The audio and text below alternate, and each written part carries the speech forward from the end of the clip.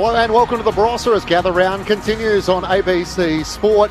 This is the fourth venue across the weekend and the excitement continues to build from the heartland of the Adelaide Oval. We make our way an hour wide of the Adelaide Oval and up to Barossa where the fans have gathered. The Richmond fans are in attendance and the Giants fans have made their way here. Matt Clinch alongside Ben Cameron to call the action. The Tigers are the only winless side so far in 2026 after victory for the Bombers last night. While for the Giants, they had an opening round win against the Hawks, but they've lost their last three matches. So desperate to try and get back on their winning ways. Ben Cameron, we made the trek up here and we've got here safely. Welcome to you. Hello, Clinchy. Great to be up here in Lyndoch once again. The rolling hills off in the distance. Last year it was blue skies. Today it is leaden skies. A little bit of a breeze just coming across the ground, sort of favouring the eastern end of the ground.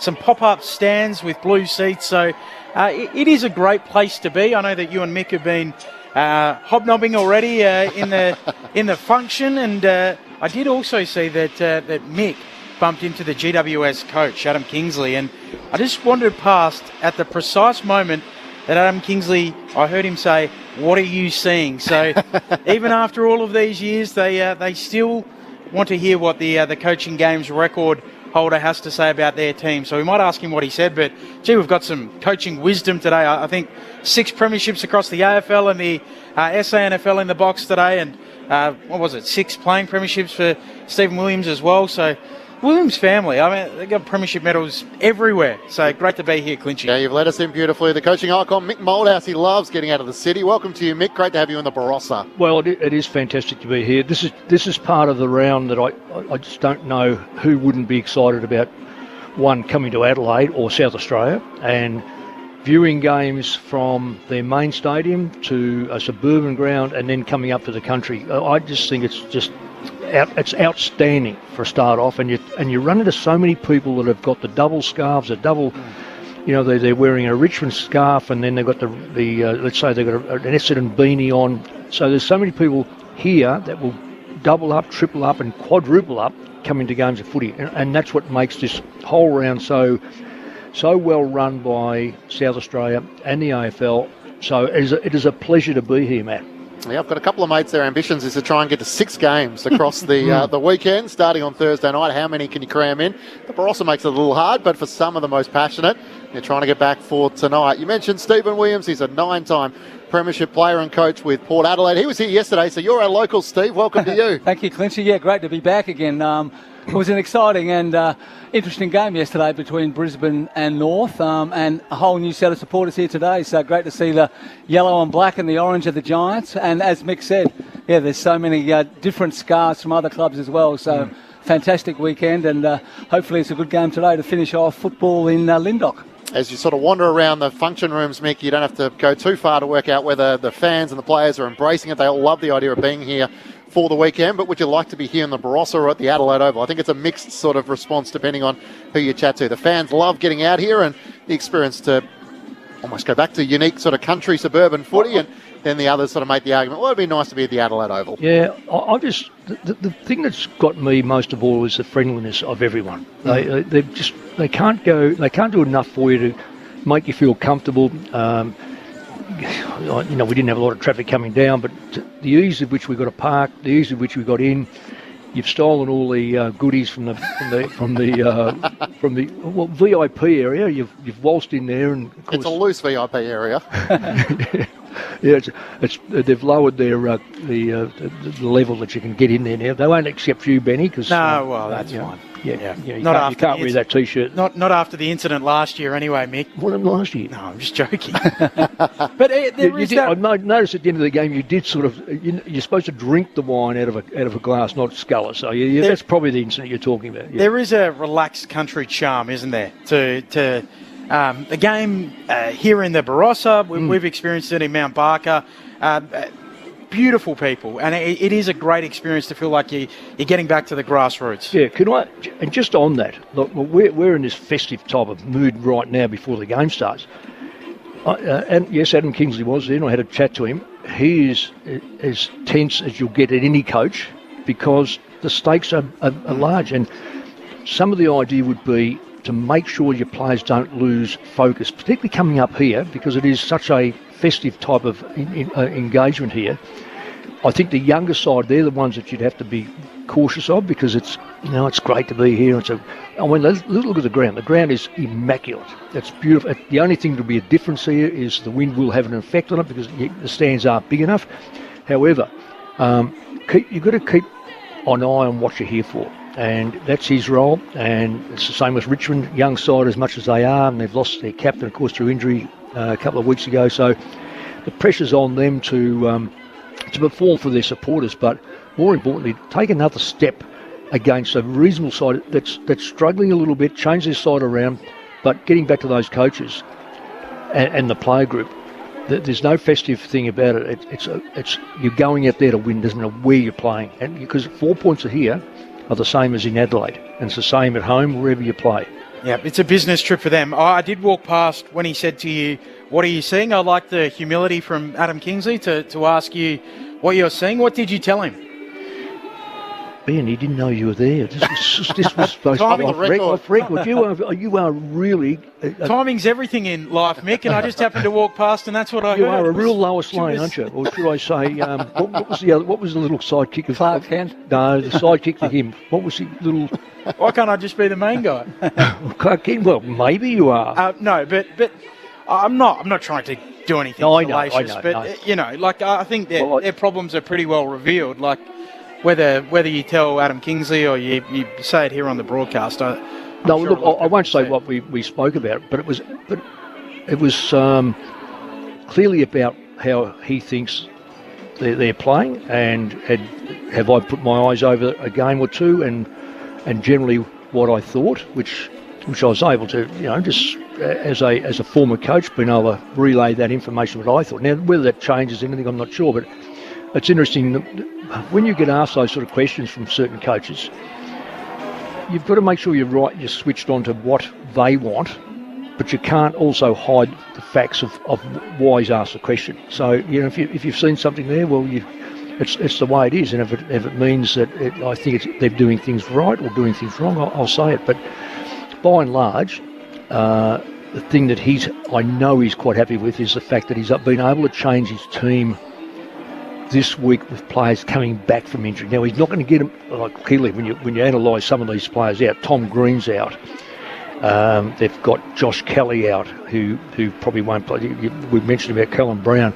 So they've got some players out that mean a lot to them. But the most important thing is now that they've been able to bring back a few players, and for that matter, how much game time do they get? Because you bring back a lot of players that haven't played for a while. It's a balancing act. You've got to get it right. Significantly, as far as I'm concerned, though, and I'll say this about the rules, Kieran Briggs is not getting a game. And he would go down, in my estimate, in the last 2 or 3 years, as one of the better ruckmen in the competition, because he bulled his way in. He gave his players a first choice ball.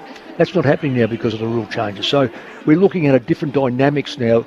They're going to ruck a younger player who can probably jump more. It always gets me with the secondary ruckman they use these days. I'm sitting on the boundary yesterday watching the Gold Coast and Sydney game. Witts and Grundy went at each other basically all day. Then I'm trying to think who Mac Andrews went on the ball. Yeah. Well, he changed the course of that game for about 5 or 6 minutes because he cleared the ball himself or got them on the front foot.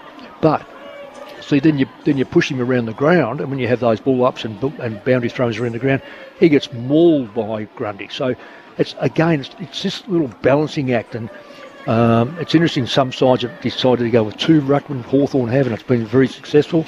Others have gone with 1, and they're trying to get through with 1. And I think, sometimes if you rob ruckmen of game time, they diminish in their value, and over the course, not just while they're sitting on the bench. So, I thought that Fremantle had the right system with Darcy and Jackson, but that changed quickly too. So, so there's all sorts of scenarios that I'm looking for. And getting back to what you said, is how dynamic they are with the players coming into the side and to change things. This is GUS. Yeah, interesting observations from the icon. Mick Moldhouse, 4th season for Adam Kingsley in charges. Mick may mention Tom Green is out for the season. Josh Kelly and Sam Taylor are probably the 2 that they're missing. Taylor. But they do get Buckley, Daniels, Bedford and Cadman in for their first largely games for the season. For most of them, Aaron Cadman, the #1 draft pick, who had the pelvis soreness in the last of the intra-club games, and Brent Daniels, who's missed pretty much the last couple of seasons. He featured late in the season last year, but he's had a horrible run with injuries. So they're starting to get towards their best side, but the Giants have lost their last 3 games after a victory over the Hawks in opening round.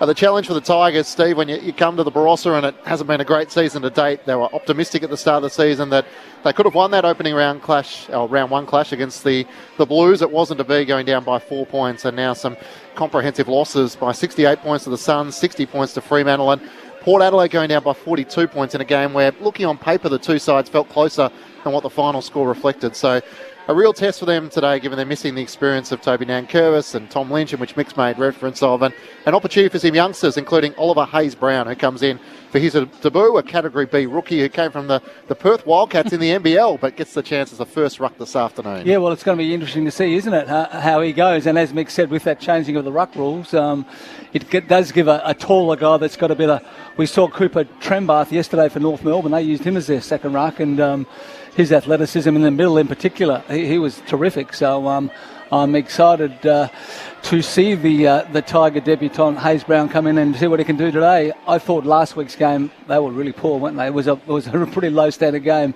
Port Adelaide and Richmond, and the Tigers had opportunities, but just their skill level, the amount of time they turned the ball over, and Port were able to take it from one end to the other to score goals from basically turnovers, that really killed them. So I'm sure that's something they've worked on this week at training, to make sure that they're a little bit more precise. They hit their targets a little bit better and back up each other a little bit better.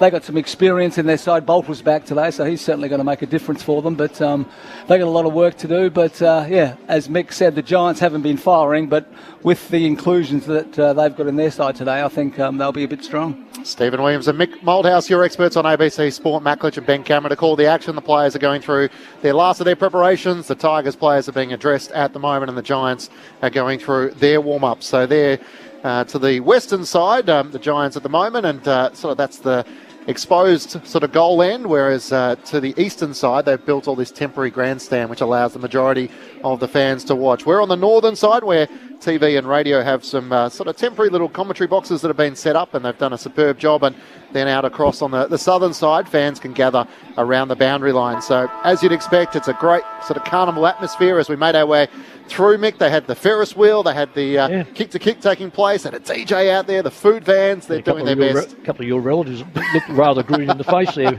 One little girl said, "Oh, I don't like that man," and it was...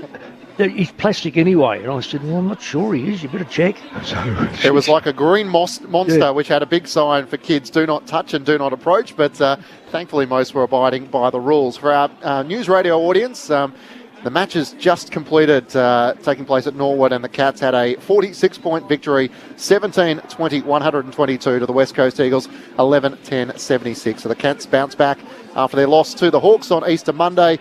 And for the Eagles, competitive in the first quarter, in the first half, but in the end, the Cats are far too strong. So they head back down the highway, and they'll take on the Western Bulldogs on Friday night, which all of a sudden starts to become a mouth-watering affair between the Bulldogs and the Cats. We welcome our audience to Barossa. It's the Richmond Tigers taking on GWS. Matt Clich and Ben Cameron to call the action. Mick Moldhouse and Stephen Williams are your experts. Lauren Borden is down on the boundary as the crowd has gathered and made their way out of the city. And we do complete this beautiful weekend of gather round as the fans go from one part of South Australia to the other. Here's Ben Cameron. And we're underway. Hayes-Brown wins the opening tap on debut, gets it down for Lawler, kicks Richmond inside 50. Morris Rioli hunting, roving, getting a handball away, puts a teammate under pressure. And we'll get a ball up. Inside attacking 50 here for the Tigers. Umpire puts it aloft. Hayes-Brown slapping it down. Finn Callaghan pinches it off to Angwin. His kick smothered by Hayes-Brown. Ricochets back to Callaghan. Now Oliver. GWS under pressure inside their defensive 50. Oliver going again. Iden gets a handball out. Now Campbell out after it. Close to the boundary line. Left forward pocket here for the Tigers. Scrappy footy to begin. Ross applies a big tackle.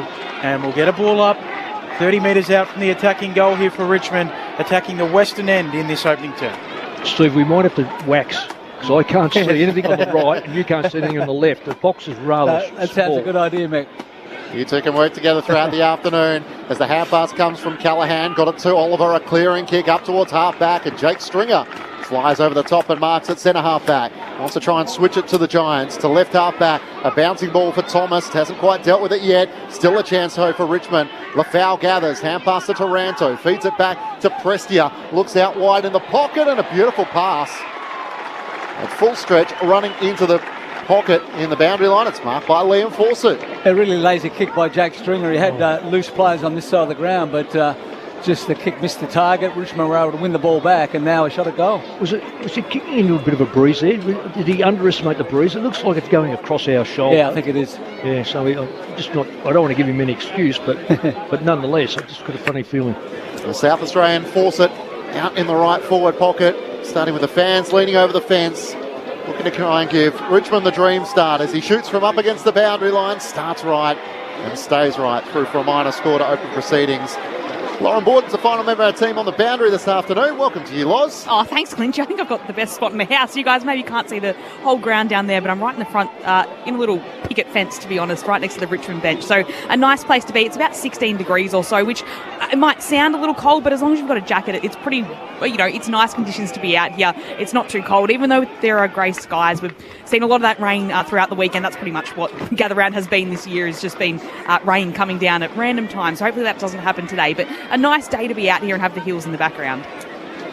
Good on you, Loz. Throwing on the wing. Tapping it down, Madden. Double palms it down, following up Oliver. Able to gather the football. Dispossessed in a tackle. Hayes Brown for Richmond. An early handball for the debutant. Now Callaghan over the football. Picked off by Ross. He goes back to Grill. Back to Short. Now Broad. Backward of the logo, Richmond. Broad squeezes a kick. Very wide. And Richmond have the mark. Wide out. They lead by a point, the opening score of the game through 3 minutes.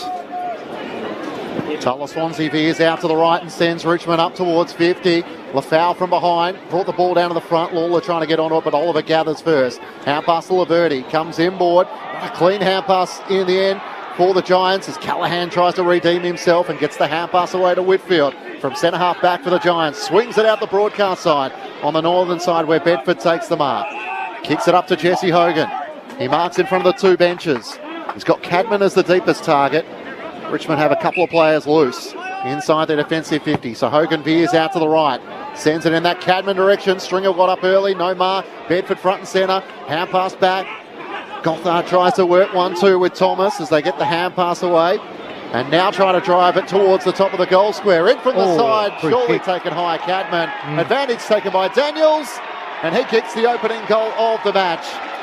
What a return for Brent Daniels, taking the advantage there as Cadman was taken high in the marking contest. And the Giants kick first here in the Barossa. They're 1 straight 6 to Richmond, 1 behind. Mick Moldhouse and Stephen Williams, your experts, gather round on ABC Sport. Well, Steve, I know you may have been a little bit hindered there because I know that wall's in front of you. I had clear sight.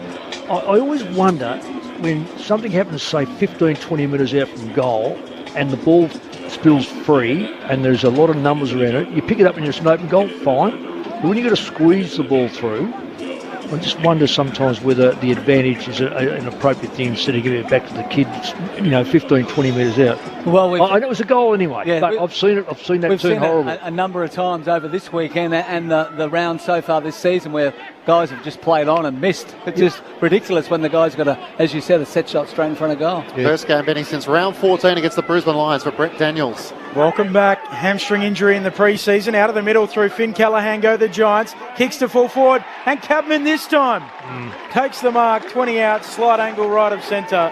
And that is what Finn Callaghan does. Drives his legs out of the middle. A penetrating kick. And Cadman with the shot for goal. Well, here's another one that they've missed. I think so much has fallen on Hogan's shoulders. We know that Stringer is good. He's good, bad, and ugly. I'm sure that song was made for him. So this kid makes a big difference. Felt like we started to see it last year from Aaron Cadman, and he drives this through. The dream start for the GWS Giants. 2 straight 12. Richmond 1 behind. 6 minutes travel. Gather round on ABC Sport. Mick Malthouse and Stephen Williams. Almost a Giants' future, isn't it? Callaghan is just such a wonderful player. His ability to get the ball, and he's got such speed when he breaks out of a contest. And if he can get it up there quickly to Cadman, the Giants certainly, as Mick said, have missed that presence up there. he'll probably get the second best defender. The best will probably go to Hogan. So a real opportunity for him to have a day out on his first day back. And that's a nightmare, isn't it, for the Richmond side? Centre clearances for the Giants and the ability to dictate terms. Well, you've got the players you've got there down. Look, Hogan's a proven goal kicker. Stringer can kick goals. Cadman. So who do you put your best backline player on? And clearly Bolt is the most experienced down there, and Vlosten. Back in the middle, neither ruck get a decisive tap. Clayton Oliver's onto it, and the umpire circles and will ball it up. Just in the outer circle here at the Barossa. Tigers with 2 quick goals. The Giants with 2 quick goals to take an 11-point lead. From the ruck battle, Cornelio gets a hand pass forward. Stringer tries to slap it forward for the Giants. Now takes control at the edge of the centre square. Loads up and sends it long to the goal square. Cadman's wrestling and once more takes the mark. Leaning back against Miller. Only metres out from goal. That is an exceptional mark. That ball hung there for a long time. I reckon Miller's probably bigger than him, just marginally. But he had to lean in on him and then at the right psychological moment throw himself back. He virtually took the ball, I think, off the suit again, but I reckon he took it behind his head. Beautiful mark. Once more it was Jake Stringer who got the clearance. Yeah. And Cadman in the right forward pocket will look to take a couple of steps and open up the angle and curl it through. On his left boot, he sends it through for 2 goals in a matter of 3 minutes. And the former #1 draft pick in 2022 is starting to make a giant impact in this match. 3 straight 18 to the Tigers, 1 behind. We played 7.5 minutes in the opening term. Gather round from the Barossa on ABC Sport. We said those new players might take a bit of time, Mick, to get back into it, but Daniel's got there first and Cadman's got there next too. So those inclusions, those little bits of class that have come into the Giants side, certainly making the most of this dominance through the middle of the ground. Well, Could have 3 goals, Cadman. Yeah. If Daniels didn't take the advantage. That's right. Well, we've got 13 to 30 possessions. That's quite significant given the ball hung in Richmond's forward line for the first, 2 or 3 minutes. So they're really dominating the ball. And they're the danger signs. The scoreboard will look after itself, but dominating the ball. Up it goes in the middle. Madden hooking it back, trying to get onto it. Ross for Richmond. Taranto, the former Giant, he leaves it behind. Madden picks it up for GWS. Back feeds the handball to Oliver. Now Stringer bursting. Flower bag kick inside 50. Bouncing ball. Trying to work it out. Trainer, he fumbles it into the pocket. It goes. Onto it, Bedford gets it out to Cadman. Now Toby Green snapping on goal and goaling. What a hot start from the Giants. 4 goals inside 9 minutes. 4 straight 24 to 1 behind. Less than 9 played. Mick Molthouse, Stephen Williams, you've both coached.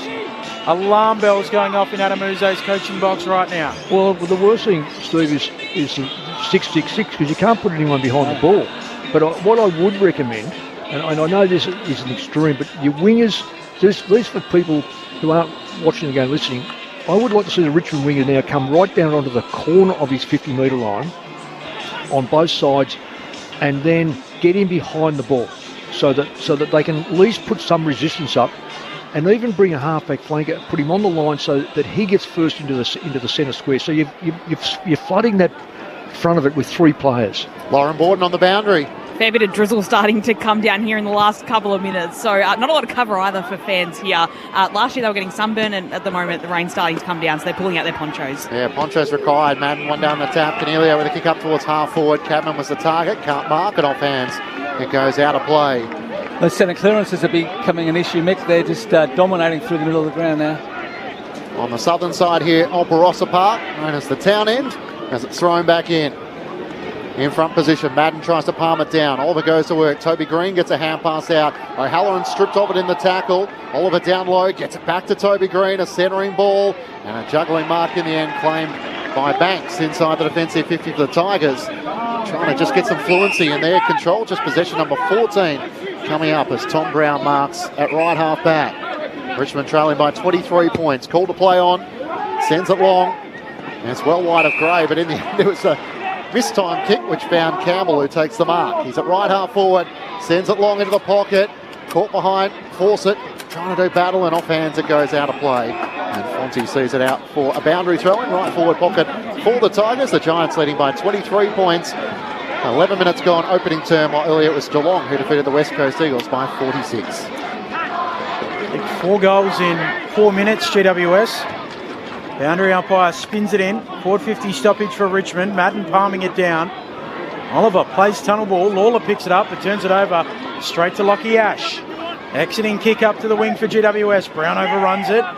Trying to get involved, Miller. Spits out to Cabman, and now the Giants might be away. No, he turns it over. Loston steals it for the Tigers. Off to Morris Rioli. A taste of his own medicine. He's run down by Cabman. Caught holding the ball. Giants by 23.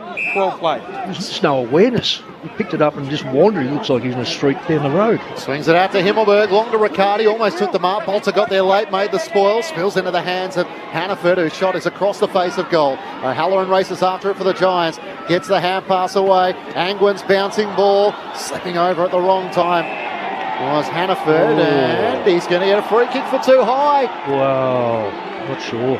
He dragged that ball in for a start off. So there's your first free kick. If it's in the back. So Luke Traynor was the player who tried to come sliding in. The question here, Mick, is did he make contact in the middle of the back? He probably did. Swinging arm sort of caught him high, but not much in it, was there? Not much in it. I always say, what come first? Yeah. He dragged it in first, then he got hit. So I'm leaning towards the fact that the first free kick gets paid, it's holding the ball. Oliver Hannaford in his second year, pick 18 in 2024. From the Sandhurst Footy Club, gets a chance to try and kick his first goal in AFL footy. Pretty much directly in front, 25 out. He misses to the left-hand side. The goal umpire goes racing to the right and just squeezes it in for a minor score. So 24 points the Giants lead. Like a player who was nervous, Benny.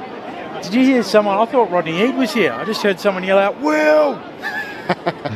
Took me straight back. I don't know if you picked that up through the effects mic. Brown taking the kick in for Richmond. Right into the middle of the ground. Looking for McKelty Lafau. Punched away by Laverty. Game 150 for him. Now Canelio, he's caught. And a free kick for Grill. Centre half back for Richmond. Very competitive, this young man, they tell us. As he kicks out to Banks. Can I ask Lauren a question down there? Is there a wind advantage, Lauren, as far as you're concerned? At the start of the quarter, I'd say it was blowing towards Richmond's attacking end. It feels like it's blowing back the other way, more to where the Giants are kicking. But it's a very light breeze. You can't feel it too much at ground level.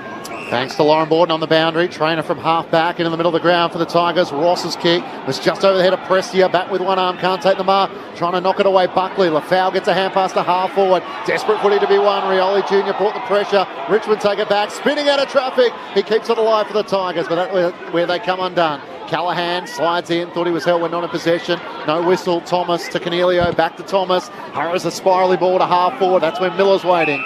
He's about 5 metres away from Jesse Hogan. He takes the intercepting mark for the Tigers. The Giants by 24 points. 14 minutes gone, opening quarter. Miller to Short, who looks very wide. Sunzi drops the mark, plenty of time to recover. Just backward of the wing, he'll retreat with his kick. Back to Bolter, inside defensive 50. Gather round on ABC Sport. Giants by 24. Bolter's kick, a shocker, tumbles out. Lasso free kick, and Angwin to take it for the Giants. Pokes it over the top. Finds O'Halloran, who will look inside 50. Gothard in good position, can't mark. Forced to spoil it away, and Richmond are there through Miller. Last line, away to Jayden Short. Kicks it straight to Jesse Hogan. Not 15. Swivels, snaps, misses. Nearly a gift. I think Hogan was so surprised. He didn't know what to do at first. 4-2-26. Plays one behind. Giants lead by 25. Quarter hour mark opening term. The reason why I said about the wind is most players these days are spoilt rotten. They play on grounds that rarely have any wind influence.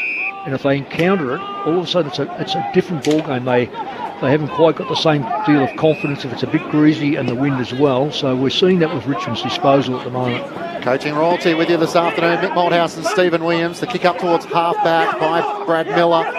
Taken back by the Giants as it's chipped away by Himmelberg across half-back, and Whitfield takes the mark. And we're such a reliable ball user. He wants to go through the middle of the ground. Never got to Finn Callahan, and Seth Campbell takes the intercepting mark for the Tigers. And they turn defence into attack as he looks short. The kick down low for Lawler, who takes the mark and wants to play on. Drives it long. Gray's getting back. They've got 3-on-1. And in the end, the big run forward, off balance, is able to take the mark, top of the goal square. Good kick by Lawler. We saw last week against Port Adelaide. He's when he gets the ball, he uses it beautifully. And that one was just had the Giants defenders running back towards their own goal, and an easy mark for Richmond. Campbell Gray in his 7th game of AFL footy hasn't kicked a goal as yet. The mid-season pickup in 2024 from the Bombers in the VFL. Now this would settle Adam Uze and his side There's so much attacking being done at the other end. Campbell Gray from 15 metres out, directly in front, puts through the Tigers first. At the 16-minute mark of the opening term. Something to build on after they kicked the first behind of the match and his first goal at AFL level.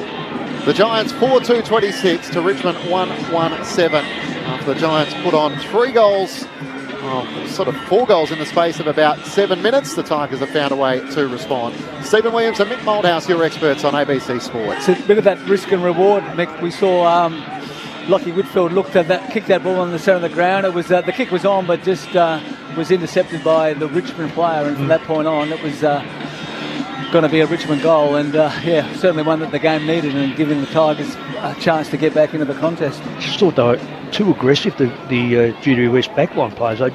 They were 10, 15 metres up the ground. There's such a thing as I've got to acknowledge my opponent. Madden tapping it down, but pinched by Hopper, rushes a kick inside 50. Getting back, Himmelberg marks. 40 out from his defensive goal for GWS.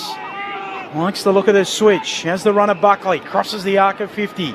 Pokes the Giants up to the wing. His kick just good enough for Daniels.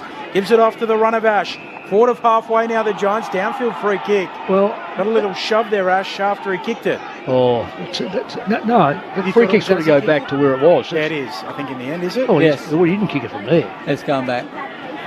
Umpire Justin Power pulling them all the way back to the wing. Yep. Ash chips it forward to Toby Green. Umpires Power, O'Gorman, Clamp and T.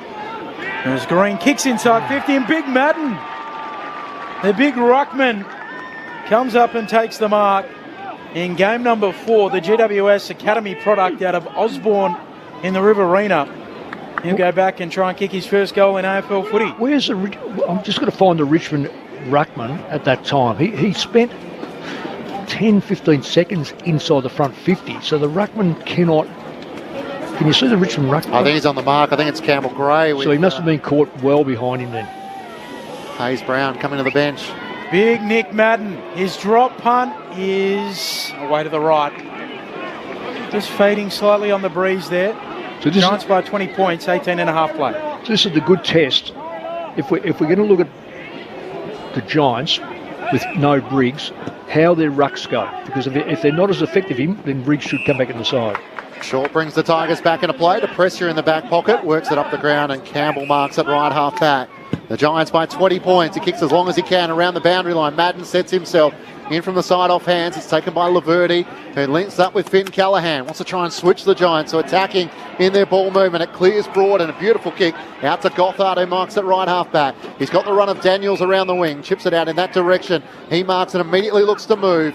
Cornelio marks it right half forward. They've got the overlap here to Angwin. Hand pass back to Gothard. Little fumble. Prestia lays the tackle. Spinning out of traffic. Daniels welcome back as he gets the hand pass back to Ash into the middle of the ground. Callaghan tackled by LaFowl and brought down. Play on's the call. Madden's turnover, and it's Hopper who runs through the middle of the ground for the Tigers. He wants to move it short onto Broad, who snaps inside 50. Bouncing ball, Fawcett tracking it, waiting for the bounce. Gathers, evades Buckley. Buckley, the desperate smother, a goal-saving smother. It ricochets through for a minor score. What an effort. He had 2 chances, Mick. Buckley's a none, and he prevailed. Well, none is Taylor, of course, sitting on the bench. So, so Buckley had to do it. Oh, it was great pressure by the Tigers, wasn't it? Turning the ball over. The Giants were handballing, they were able to turn it over and then should have scored a goal. 19-point lead the Giants' way. Ash into Whitfield, gave it back to Ash through the middle of the ground. No mark claim. Stringer first onto it. Tackle by Brown. Squeeze the kick to half forward. Bedford's loose. Broad coming the other way. Great contest. Spills out. Richmond desperately defending. As it's locked up onto the chest there at half back of Sam Grill, and the umpire will ball it up at centre half forward for the Giants. The Giants by 19 points. 20 minutes gone. Opening quarter. Gather round on ABC Sport. Hayes Brown with the tap. Daniels onto it for the Giants though. Centre half forward wrapped up by Prestia and also Taranto. Him and Bedford are giving just a different dimension to those smaller players and a little bit of speed. And when they were really up and going, Mick, that's what they had at their disposal, the Giants. Daniels exactly. rushes a kick. Broad stems the flow for Richmond. Snaps up to the wing. Bouncing ball. Rioli gets there and carries it out. So no lasso free kick. And Ian Burrows, the ABC zone, comes in to spin it in. Lockie Whitfield was asking the question. I think there's a bit of a confusion with that rule. Yeah. You run it over the line like that. I'm not sure myself, actually. Whether it's last disposal, last touch, the AFL tried to clarify, but there's still confusion from the throw-in. Lawler trying to break away from Callaghan. Had prior opportunity holding the ball. Now Clayton Auburn wants to take advantage. He runs away from Taranto, looks up. Hogan on the lead. And he takes the mark in front of Bolter. Slightly left of centre, 45 metres out from goal. Jesse Hogan with a chance to kick his first goal of the match. Yeah, he's been off the boil since the first game. And I reckon it's because the concentration goes on him and he's not working up the ground enough. Today I've noticed him working a lot further up the ground. Cadman's in behind him. Stringer's up the ground as a midfielder, so it's just giving him a little bit more space and licence. Just 4 disposals and a behind against Collingwood as he comes in from right on 50, out to the left, strikes it into the breeze, curls it through beautifully. And Jesse Hogan puts through the Giants' 5th, 5-3-33 to Richmond 1-2-8. He's been such a consistent goal scorer for the Giants over the journey. Goal number 6 for him so far this season, with 40-plus goals in 6 seasons, including the last 3. And the Giants, if they look to return to September, will want him firing again. Mick Moldhouse, Stephen Williams with you on ABC Sport. Yeah, I don't know, Steve, if you've watched him too often, but he's a confidence player, and he that sort of kick there, it's almost like Oliver knows that he because Oliver's not a long kick, but he kicked that beautifully, so he weighted it beautifully for him. And the first player he touched on the hand to say well done was Oliver himself. So you can just see there's a bit of connection here, which is terrific for him. It is, and a good lead-up mark. It gives you a bit of confidence when you hit the ball in your hands like that. So and go back and finish off. Yeah, Jesse Hogan can be a damaging player, all right. Madden with the tap to Stringer to Oliver. GWS with the clearance inside 50. Bouncing ball. Hogan might have got a shove. Out the back it goes. Hannaford tracking it. Getting involved. Daniels, a whistle. Free kick GWS. How long ago? I'm not sure what for, but if Hogan gets this, it's because of the push, and it's not. I think Daniels is getting it. They're hanging on, I think, but it didn't look to be too much. Let's see this. It's costly, isn't it? No, he hung on just a little bit too long. Yeah. It doesn't do anything though. It's just a pull of the jumper. It didn't retard him or anything. It just the jumper come away from the skin. So Daniels pops it through, unwraps the gift. He's got a couple, and the GWS Giants have 6 first quarter goals. 6-3-39 plays 1-2-8. 24 minutes travelled. Gather round on ABC Sport. Well, they won the toss, Giants. And I wondered why they kicked to the left. I'm just looking at the flags. It just looks like that is. It looks like the scoring end. It was. I know Lawrence said down there you it was can't feel yesterday, it. Mick. Yeah. It was. Yeah. Okay. And the wind was pretty similar to what it is today. So right. they certainly kicked. Yeah. Well, the flags are up and about, and you go. It looked like they're going across the ground, but I reckon there's a hint that it's going from right to left. So the Hogan goal was it was a long goal, and it kept on going. The Giants booted 8 goals in their opening round clash against the Hawks, but since then 2 goals against the Bulldogs, 1-3 against St Kilda, and 2-5 last week against the Magpies. Out of the middle of the ground, Lawler for the Tigers, long to full forward. It clears the efforts of Fawcett, and then in the end goes out of play in the right forward pocket as Steely Green races after it. A boundary throw in the right forward pocket. That was a long kick. Carry on. No, I was going to say that's gone 60+ metres. So we may be overjudging the wind here. Giants by 31 points. As the footy world comes to the Barossa, thrown back in, it clears the 2 rucks, and at the back it's taken by Ross. Hand pass to Taranto for Richmond, nowhere to move. As he's locked up, Madden followed up his ruck work and lays the tackle there. Finishing haircut by Madden. Short sides, wins the tap, and Toby Green, a barrel right up towards the wing. Hogan in good position, Bolter drops the mark. Coming through Stringer, he never quite gathers it cleanly. Brill picks it up for Richmond. Handball to Bolter, now to Banks. Forward handball to Prestia, kick into the pocket. Looking for a marker, Richmond inside 50. McKelty Lafau launching at it. He doesn't quite come down with it. And out of play it goes. So a throw in. 30 around from the attacking goal for Richmond at the western end of the ground. For what it's worth, this would have been the Giants' highest scoring opening term in all of last year. So not insignificant. They've kicked 6-3-39 already in this game. 4 minutes from quarter time. Thrown back in. Madden from behind wins down the tap. Unable to take it cleanly. Banks, it spills to Taranto around his body to the goal square. Fawcett thought he was held, no whistle. Thomas races back for the Giants, taps it to his own advantage. Got it to Connor Iden, and then the hand pass to Himmelberg. Out of defence with a hand pass to Thomas in the right back pocket. Sends it up the wing. Now Halloran in a one-on-one. The Tigers have the numbers and they work it through. Trainer gets a hand pass back to Vloston on the wing. He looks up to Taranto, who marks centre wing on the outer side, on the southern side here at Barossa Park. Loads up and sends Richmond inside 50. Lafau's there. Fawcett thought he was shoved once more. Madden competes at the ground level and then against Rioli. Callahan gets a hand pass out. Oliver just hacks it into the middle of the ground. Cadman comes out and presents it. Bounces awkwardly in front of him. Cadman's in front of Bolter. Hand pass to Stringer. Tries to break through 2 tackles. His kick is smothered. Banks with a chance for the Tigers. Tries to knock it forward. Still a chance for the Giants. Hannaford slides in. Knocks it out to Ash. And he wants to switch play. Thomas is on his own at right half back. He can go for a little bit of a gallop. Just feeds the handball forward to the run of Iden. He'll kick from half back to half forward. Hogan launches and marks strongly over the top of Broad. And maybe that confidence you spoke of, Mick. He pokes it inside 50 and Cadman takes it 45 out directly in front. Well, Cadman just waltzed inside the front 50. His man waltzed in behind him and left the kicker, being Hogan, with a 15 to 20 metre kick. Just touched the ball and Cadman comes out and marks it. That's really slack defence. When a player's kick goals like that, you put your elbow into his rib cage and you just stay there for the rest of the quarter. Just see if he doesn't touch and get an easy ball. Great mark by Jesse Hogan, wasn't it? Great attack on the footy. Cadman boots a ball from 51 and it never looked like missing. 3 first quarter goals to Aaron Cadman. 7 to GWS. They're 7-3-45. Richmond 1-8. 28 travelled. Opening term, Mick Malthouse and Stephen Williams. It was almost that switch, wasn't it? We saw the play in the Richmond half-back line and then the Giants were able to switch the ball to the outer side of the ground, and from that point on they had leading targets. Jesse Hogan attacking the footy, taking a terrific mark, and then as Mick said, he got back off it quickly and Cadman just, he'd already kicked 2 goals. He was just sitting there on his own.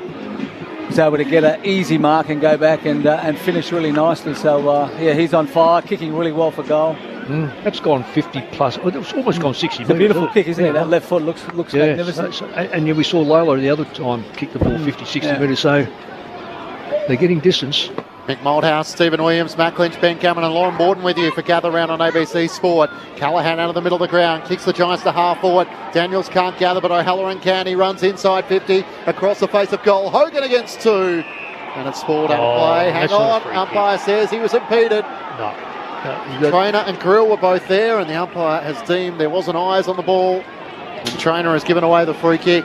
Well, they turned their back and punched the ball clear because the ball carried further than what most thought. It looked all right to me. Well, they just make it so hard for backline players, don't they? Cadman with 3, Hogan with 1, a chance to make that 2. As he's tight in the left forward pocket, opens up the angle and curls it through for another. Second goal for Jesse Hogan and 8 goals in the opening quarter for the Giants. They're equal best so far this season with opening round against the Hawks, and they're making a statement here at the Barossa. The Giants lead by a whopping 43 points ahead of quarter time. 8-3-51 to the Tigers, 1-8. Stephen Williams and Mick Malthouse, your experts on ABC Sport. I'm not sure what Clayton Oliver has. I can't see the stats from here, but he's been good, hasn't he? Really just his ability to extract the ball and get it out clear from the inside to the outside, and then away they go. So although they lost Tom Green, getting him has been a blessing for the Giants, and away from the spotlight in Melbourne, he's starting to play some pretty good footy. So 11 for Finn Callahan and 10 for Clayton Oliver, including 3 clearances for Clary. The Tigers are really lacking that bit of class. Madden tapping it down, Stringer on the burst, has to handball it back to Oliver, slaps it forward, Daniels, he'll kick long towards goal, offline, it bounces out, throw in left forward pocket for GWS, they lead it by 43 already on the stroke of quarter time. Just on that, Benny, just what in front of you, the stats, overall stats, possession rate, what is it? 110 to 59. Yeah. Sorry, what is it? 110 to 59. Yeah, that just speaks volumes about this game. Madden tapping it down, Taranto gets it out towards Lawler, his kick smothered, Hannaford fighting after it at ground level, Taranto goes in, Lawler again, ball not going anywhere, and Oliver now ball up, 40 out from the attacking goal for GWS. That is a startling difference, isn't it? I just haven't seen Richmond string 3 or 4 possessions together. So it's very evident that the Giants have come with numbers in mind. Here's a chance of Stringer, hemmed in the left forward pocket, tries to fire towards goal and he misses to the left-hand side. So the inside 50s, 17-12 the way of the Giants, but it's been the clearances where they've been able to double. 12-6 so far in the opening quarter, and the Giants leading by 44 points, 52-8. In 17 times and scored 12 of them. Yeah. So it's looking dangerous. Broad long out of defence, got it to Hopper, hand pass at half back, driven by Steely Green up towards half forward. Lafau competes in the air, Connor Ide races back, Lafau lays the tackle, knocks it into the path of Rioli, who gets back, lays the tackle on Whitfield, ball spills clear. Here's a chance for Ross, looks for a centering option and finds Lawler. It's good composure as Richmond got it inside 50, and now the shot to take place after the quarter time siren. Nice tackle by Maurice Rioli as well. Everyone gets a little bit jumpy, don't they, when the ball's on the ground and he's around. He's got such great closing speed, and Richmond were able to win that ball, and some nice composure gets the ball across to Laylor, and he's a beautiful kick of the footy, so you wouldn't think he'd have a lot of trouble with this. Bob Murphy started doing the Jaws music whenever he was chasing someone, because you know he's coming. Here's a chance for Lawler to try and capitalise for Richmond's second goal after the quarter time siren, pretty much directly in front, 40 metres out. And the young star makes the most of his opportunity. Pick one in 2024, and these Tigers teammates come with him to celebrate. Richmond get one after the siren to close the gap to 38 points the Giants' way. A commanding start for GWS, 8-4-52 to the Tigers, 2-2-14. For the Giants, 3 goals to Aaron Cadman, his return, his first game for 2026. His first game since the elimination final against Hawthorn last year. He missed the first month of the season with a mysterious pelvic injury in the final of the intra-club matches. 2 goals for Jesse Hogan and 2 goals for Brent Daniel, also playing his first game of 2026 and able to get on the scoreboard. While Toby Green kicked the other goal for the Giants, while for the Tigers, individuals to Campbell Gray and to Sam Lawler. Earlier on the parade, it was Geelong who recorded a 46-point victory over the West Coast Eagles, so they moved to 3 wins and 2 losses. But Shanahan with 4 goals for the West Coast Eagles in the final match of Gather Round tonight as Port Adelaide take on St Kilda. Great to have your company from the Barossa. This is Gather Round on ABC Sport. Get your footy fix with ABC AFL Daily Podcast. Corbin Middlemass and Ben Cameron are joined by a cast of AFL legends to pull apart the biggest stories in Aussie rules. Search for the ABC AFL Daily Podcast on ABC Listen. On ABC Sport, this is the 2026 AFL Gather Round, live from South Australia. Blows up and sends it along to the goal square. Cadman's wrestling and once more takes the mark. Leaning back against Miller. Only metres out from goal. Once more it was Jake Stringer who got the clearance. Yes. Cadman in the right forward pocket. He'll look to take a couple of steps and open up the angle and curl it through. On his left boot, he sends it through for 2 goals in a matter of 3 minutes. And the former #1 draft pick in 2022 is starting to make a giant impact in this match. Flower bag kick inside 50, bouncing ball, trying to work it out. Trainer, he fumbles it into the pocket, it goes. Onto it, Bedford gets it out to Cadman. Now Toby Green, snapping on goal, and goaling! What a hot start from the Giants. 4 goals inside 9 minutes. Drives it long, Gray's getting back, they've got 3 on 1, and in the end, the big run forward, off balance, is able to take the mark, top of the goal square. Campbell Gray from 15 metres out, directly in front, puts through the Tigers first. From the throw in, Lawler trying to break away from Callaghan. Pat Fry opportunity, holding the ball. Now Clayton Orban wants to take advantage. He runs away from Taranto, looks up, Hogan on the lead, and he takes the mark in front of Bolter. Slightly left of centre, 45 metres out from goal. He comes in from right on 50, out to the left, strikes it into the breeze, curls it through beautifully. The 2026 AFL Gather Round. On your radio, ABC Sport Digital and ABC Listen. The goals are flowing like the wine in the Barossa as the Giants made an imposing start, leading by 38 points at quarter time. 8-4-52 to the Tigers, 2-2-14, despite the goal from Sam Lawler after the quarter time siren. Matt Klitsch and Ben Cameron calling the action. Mick Moldhouse and Stephen Williams are your experts. Lauren Borden's on the boundary for us this afternoon. Loz, the rain has stayed away momentarily. What's the conditions like at ground level? Yeah, it has, which has been nice. It was probably half of that first quarter where there was a bit of rain coming down. I made my way onto the field, picked up a piece of grass just to throw it up in the air. And you're right, Nick, it is blowing towards the end that GWS was kicking in that first term, which probably gave them a little bit of an advantage. But with the rain staying away, it is nice enough conditions out here. And it's nice when you look around and you see the hills. And I'm pretty sure a few of the kids have headed back out to that festival site when we walked in just to enjoy that during the break. So a nice environment to be out here. And you were talking about whether you'd rather be at the Adelaide Oval or be here. I think I'd rather be out at these grounds where you get to be so close to the action. You can see Adamuse right now at his huddle. It's a really nice environment to be in. Nice that people are able to get here and be so close to these AFL players. Should bring back the good old days, like when the fans could huddle around the huddle and listen to the coach's address. They used to have practice matches. We used to do it when I first started coaching Footscray. Yep. You'd be giving a speech, like we'd go Bush, have a game there, or Western Oval, and people would come out and they'd just mill around you and they'd offer you a lot of support and a lot of information that you probably didn't have. When you were coaching in the SANFL, would people do that? Yes, Stephen? Yep. yes, my word. And It's still the case now, isn't it? In the SANFL and the VFL? Can you get you can get on the ground, but they have people out with to basically rope it off. But in the old days, they were almost in at the huddle, and if you weren't playing well, they would certainly let the players and the coach know all about it. Well, I always remember in the WAFL when I was a kid, and then the coach would give their final part of the address, and almost like a cheer would go up from the people huddled around. Yeah, come on, boys! Yeah. And then everyone would disperse. I'll go back a long time ago, and your old man would have been part. So you go into the rooms when I was a kid, into the North Ballarat rooms, and there'd be a bloke having there'd be about 3 or 4 of them having a smoke. There'd be a couple having some soup. You had one set of stops, and they'd be getting rid of the North Ballarat mud off the bottom of it, and the coach would come in, and there'd be stacked out the back. And of course the smell of the liniment, it was just different. So we mentioned 8 goals 3 the Giants scored in opening round against the Hawks. They've kicked 8 goals 4 in the first quarter here at the Barossa. So that's Adam Kingsley's best first quarter as a Giants coach. Mickey might be asking for you to come every week. I don't know what you said to him at pre-game. It probably doesning matter, but the Giants have started impressively. Yeah. Just a wink. That's all I need. Just a tap on the back. Yeah, I just think that the thing that he did say, which was, I've got a couple back, and without going into the other stuff, he was excited about who's coming back into the side. Well, on evidence so far, Daniel's kicked 2. He's got 5 of the 8 goals from 2 players that played in the first game. And they're using Stringer in the middle, which is good.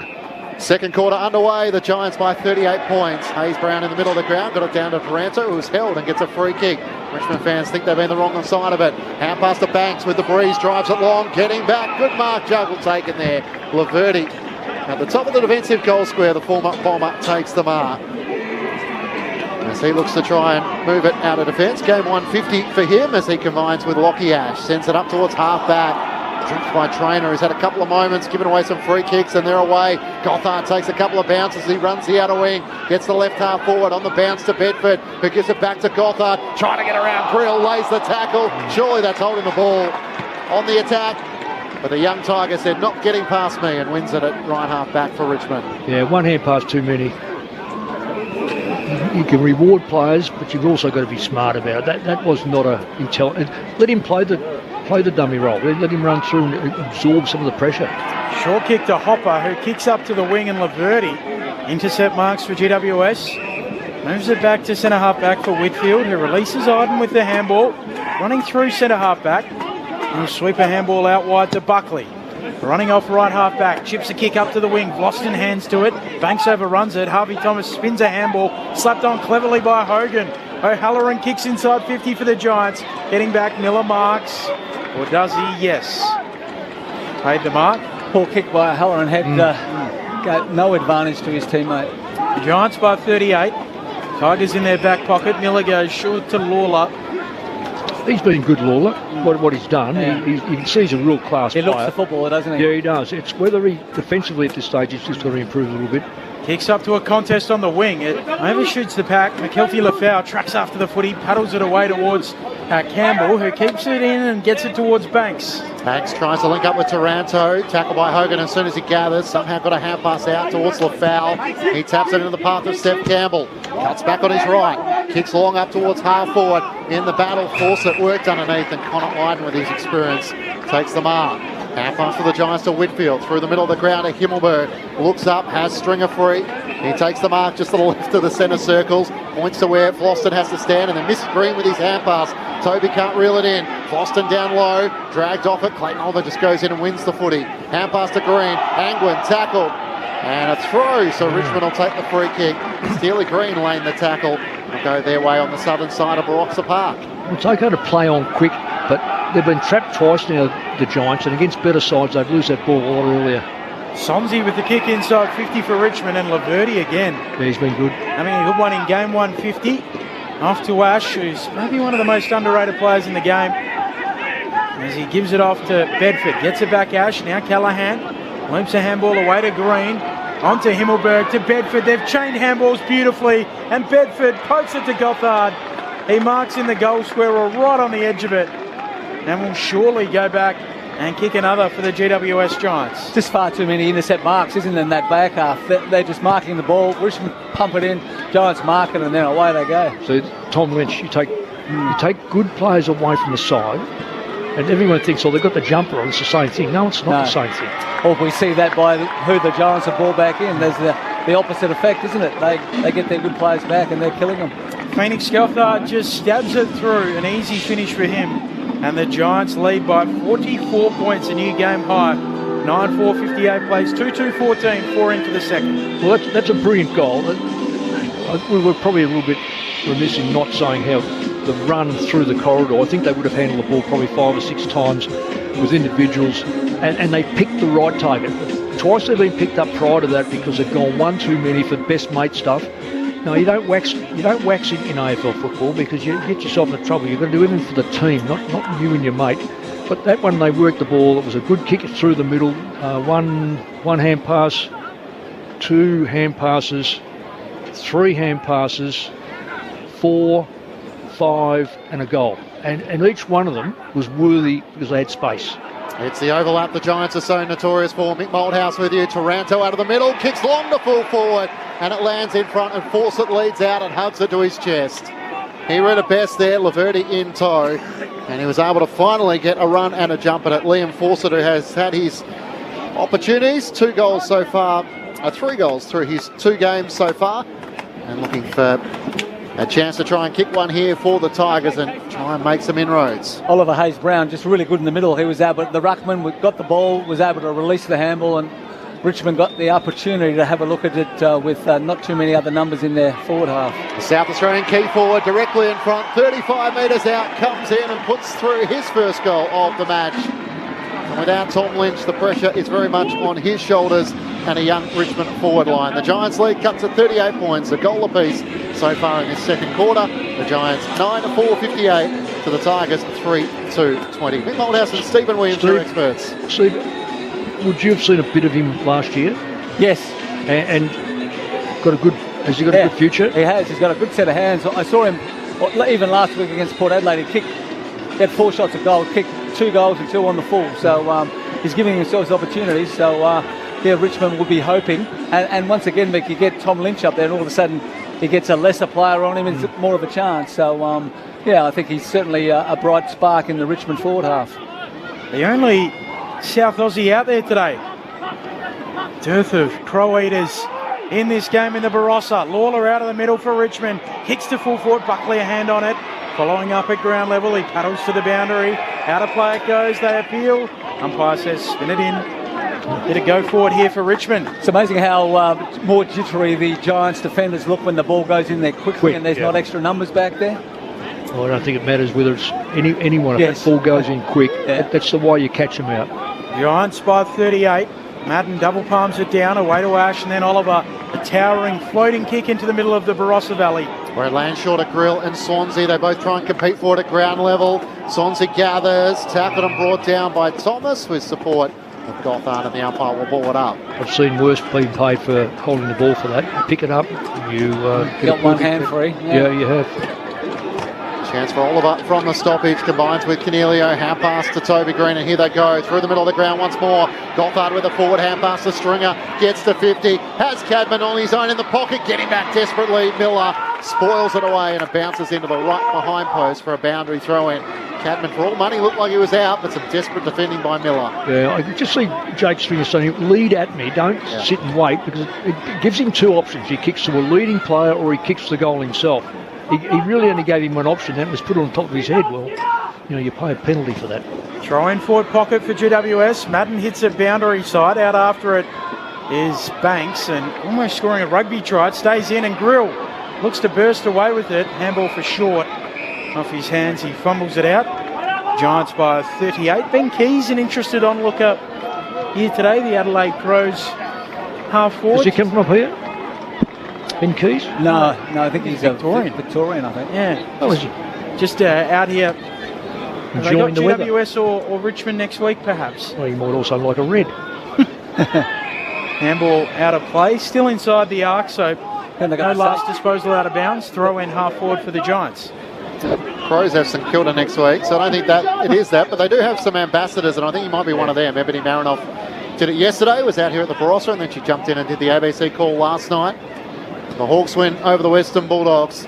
Tap down to the front by Madden. Throw. Throw, yeah, just trying to see the umpire as to what he's gestured there. So Banks ridden into the turf, and the free kick is going to go the Giants' way. There's not a lot of arguing about that. It was before Broad, who tried to flick it up but failed to get any contact with the knuckles. So Jake Stringer has the free kick and the shot on goal out to the right. He's 45 metres out from goal. He's been involved in some centre clearances in this match, but hasn't kicked a goal as yet. There was a Josh Rochelle effect after the one he got away with. The umpires are on that today. There's been some debate as to whether the ARC should be helping with communicating with the umpires for some of those, especially how important those calls are inside 50. Jake Stringer veers out to the right. It starts right and it won't bend back enough. The minor score. The Giants by 39 points. Earlier it was the Cats by 46 points over the West Coast Eagles, and Port Adelaide and St Kilda still to come from the Adelaide Oval and gather round. Mick Malthouse, Steve Williams, Lauren Board on the boundary, and here's Ben Cameron. Jaden Short for the pocket for Prestia. Giants by 39 points. Gather round on ABC Sport. Prestia driving kick right up to the wing, neutral territory off the hands of Fawcett. You have the back, Buckley carried out in the tackle. Steely Green just carrying him out. Adam Kingsley studiously writing his notes. Throwing right on the centre line. Linddock Park in the Barossa Valley. Hayes Brown slapping it down, spits out to Angwin of GWS, kick smothered by Ross. Ricochets to half forward here for Richmond. Steely Green invited in, he picks up the footy. Gets it away back to Ross. His handball straight to Madden, the GWS ruckman. Now Oliver, the Giants, with plenty of time to work it out. Laverty to Cornelio on a switching kick. Out towards half-back where Fonte takes the mark. He wants to play on a run, and why not when he can run like him? He takes a bounce at right half-back. Leaves poor old Jonty fall in his wake and kicks up towards Cadman. Miller in front. He spoils it out of play for a boundary throw-in. Jonty and Fonte. Yes. That was much better by Miller too. Just body against Cadman, pushed him out and used his arm just to bring the ball to ground. Giants by 39 points, got up by 43 and 44 just after the quarter-time break. But a goal apiece so far in this second quarter. Madden tries to slap it down. Tried to knock it on Callaghan, but straight to Banks of the Tigers. Just gets a kick away, but it's an up and under kick. Green courageously in the air, not 15. Takes the mark against Prestia. He's hand pass forward only as far as Grill, who rides the tackle. Hand pass over his shoulder, missed the target though in Banks. And the Giants fight admirably for it. Well, Callaghan knocks it forward. Broad can't take it. Thomas is at a throw, gets it out towards Stringer. He left it behind. Broad keen to redeem himself. Just hacks a kick out towards half-back. And Steely Green marks on his chest at right half-back for Richmond. If I could just say, the reason why I yelled out a free kick, you can't dive on the ball and take people's legs out. That's one of the no-nos of our competition. Green gives it off to Bolter, who is running by and kicks it out of bounds on the full or last disposal. I mean, Mick, we think of Jamie Graham's knee injury in the WAFL. Well, it's just ridiculous. Giants with it through Ash. Kicks up to half forward, looking for a contest there. Out the back, skips the ball. Stringer's there. He gathers it, snaps inside 50. Mark taken by Daniels, not 15. High free kick. It'll go against Daniels. And Richmond to get it through Broad. So Broad in the back pocket. Giants by 39 points, 12 travelled second term. Gather round on ABC Sport. Oh, we're lucky with that too. Very lucky. Tigers across Daniels can half-back. hardly reach his chin, let alone Oh, short to Miller. His kick is over the head of Grill. Opens up the possibilities. Riccardi runs onto it. Hand pass away. Stringer on the run. Got it. Just squeezes it in. A turnover for the Tigers inside their defensive 50, and they're forced to pay the full toll here. A goal for Jake Stringer, his first of the afternoon, and the Giants are out by 45 points. 10-5-65 to the Tigers, 3-2-20. The Giants with 2-1 so far in this second quarter through 12 minutes after they banged on 8 in the opening quarter. Mick Malthouse and Stephen Williams, your experts on ABC Sport. Just seem to be a little bit cleaner and surer with their hands, the Giants. Getting the ball from player to player is a lot crisper than Richmond making mistakes, and when they do, the Giants are really making them pay. I'm still bemused by the hand passes over the head. The line of sight is 180 degrees. If you can't hand pass there, then you kick it. Hand pass over the head, yep. If a teammate gets it, you look like Houdini. If you don't get it, you're on the defence straight away. And Richmond gave it away twice. I know Nanette's not a big fan of them. Who's that, mate? Your lovely wife, she doesn't like the over there. Oh, she hates them. She hates them, yeah. So I heard you speaking about that on Friday night. Former basketballer, don't pass unless you've got someone clear. Yep, I like it. Shrewd judge. Free kick in the middle of the ground going the way of Richmond. Maurice Rioli. Long kick, inside attacking 50 for Richmond. Pack forms, juggling it down Laverty. Yeah, he's been very impressive. Yeah. He's taken... It's an inexperienced line, admittedly, but his marking has been exceptional. I would say he's taken 3 contested marks already. Been the rock down there, gives it off to Himmelberg. His kick dribbles along the ground and allows in the Tigers on the wing. Fighting after a cabman, no whistle. And emerging with it, Brent Daniels off to Whitfield. And now the Orange Tsunami clinchy. Yeah, Toby Green gets the hand pass to Gothard. Sends it high into the pocket. Going back with the flight. No mark in the end. Claimed by Hannaford. And Broad's able to get a hand pass out for the Tigers to short against the boundary line. And now it goes out in front of Miller. And a boundary throw in. Ben Miller, one of the key defensive posts for the Tigers. A 45-point lead GWS's way. Gather round from the Barossa on ABC Sport. Crowd of around, I think, 8 to 10,000 this afternoon. There's a few gaps in it, but a lot of them are on the fence. So I wonder whether they've bought tickets and they just decided they'd rather stand on the fence and have a seat. Yep, Sonsi takes it, gets the hand pass, and he sends it up the wing, force it in the pack, can't take the mark. Himmelberg works it back to Laverty, delisted by the Bombers last season. And this time Cadman is tackled and locked up. In fact, it's Whitfield on the bottom of the pack as Seth Campbell locks him up between wing and half forward. Should have taken the mark, Lockie Whitfield. He's a better player than that. On the southern side here at Barossa Park. Free kick the Giants' way, advantage taken, although Toby Green turns it over. Maurice Rioli Jr. hand pass forward, crashed into the Giants as it's streaming forward, and here's Taranto on the run from 45. He's always a good user, and he steadies and puts through Richmond's 4th goal of the match. Just able to hurry a hand pass forward after the pressure from Maurice Rioli Jr. And in the end, the last touches put through by the Tigers. 10-5-65 to Richmond 4-2-26. We played 15 minutes in the second quarter. Gather round on ABC Sport. Now, before the game started, we said we're going to look at left and right. So anything on my right hand side, I struggle. So I look at the screen inside, and I quite often goes to the coach. I've just watched Adam Uze head down and just cursing everything that's happening. Now I've just had a look at Adam Kingsley go. Toby Green, why did he blind hand pass? It was intercepted and it's resulted in a goal. So I took the advantage as well. Well, that's exactly what I was going to say. We talk about it when they have a shot for goal, but that was just the same. Just go back, you got the free kick. So back to 39 points. Tim Taranto, the former Giant, 114 games at GWS. Richmond with the clearance through short. That is a high barrel inside 50. No markers. Coming through Campbell. Shovels it out. Prestia back feeds the handball. A throw. So the free kick going to Joe Fonte at fullback for GWS. Kicks to the pocket for Whitfield. GWS by 39. Loops the handball beyond the defensive arc to Wyden. Kicks around the wing. Nobody there. Bouncing ball for Riccardi. Slapping it on. Cleverly Miller. Richmond ball again. They work it out through Gray. Off the Lawler. Kicks for half forward Buckley. Our points fall and GWS with it off halfback. Away to Whitfield through the middle of Barossa Park. Spots up Toby Green. This time he goes by foot. Looks for the leads and in the pocket.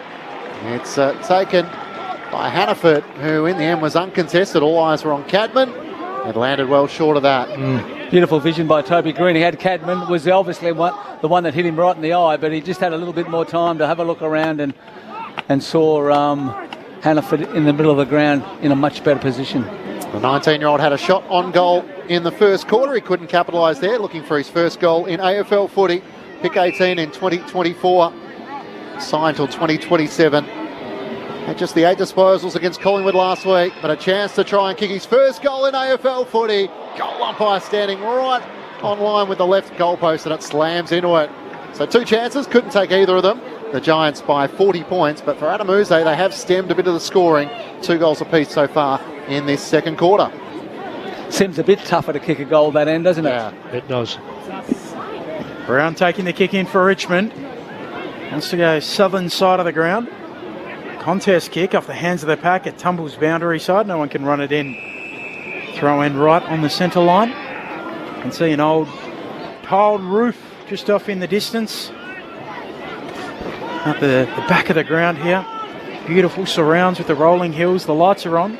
Gloomy, but not too chilly. Boundary throw in.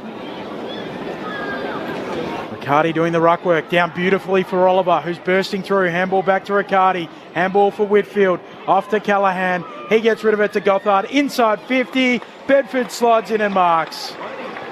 Yeah, just too good. Cut them apart, really, those hand passes. But decent hand passes. Ones that were acceptable. Ones where they didn't run into an opposition player. Ones that didn't put their teammate into trouble.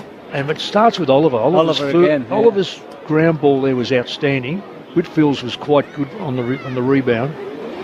And a really nice kick by Goddard. Yeah, some young players coming right into it. Yeah, she's showing a bit of poise again.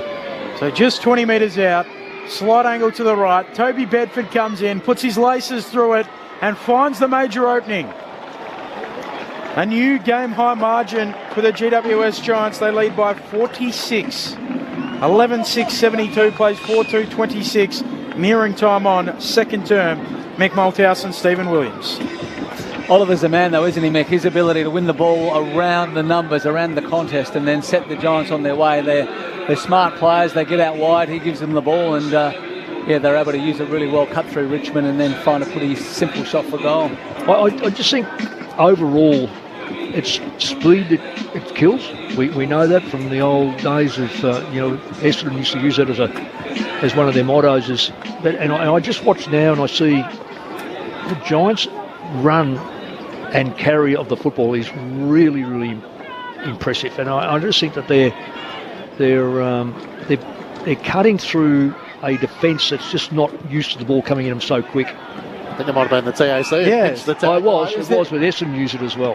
Hopper to half forward. It's taken by Ross, who got a free kick, sends it long. Fouls in the pack, force it as well. Buckley's there, and he alongside Iden helped make the spoil out of play. And just those comments of Adam Kingsley. So Buckley back in defence, Daniels into the forward line, Cadman into the forward line for his first game of the season, and Madden into the ruck for Briggs. So there have been changes to almost every line for the Giants, and Daniels as well, his speed and class across the half-forward line. Creativity, Cadman with 3 goals in the first quarter, Bedford with 2 on return. Off hands, it goes out of play.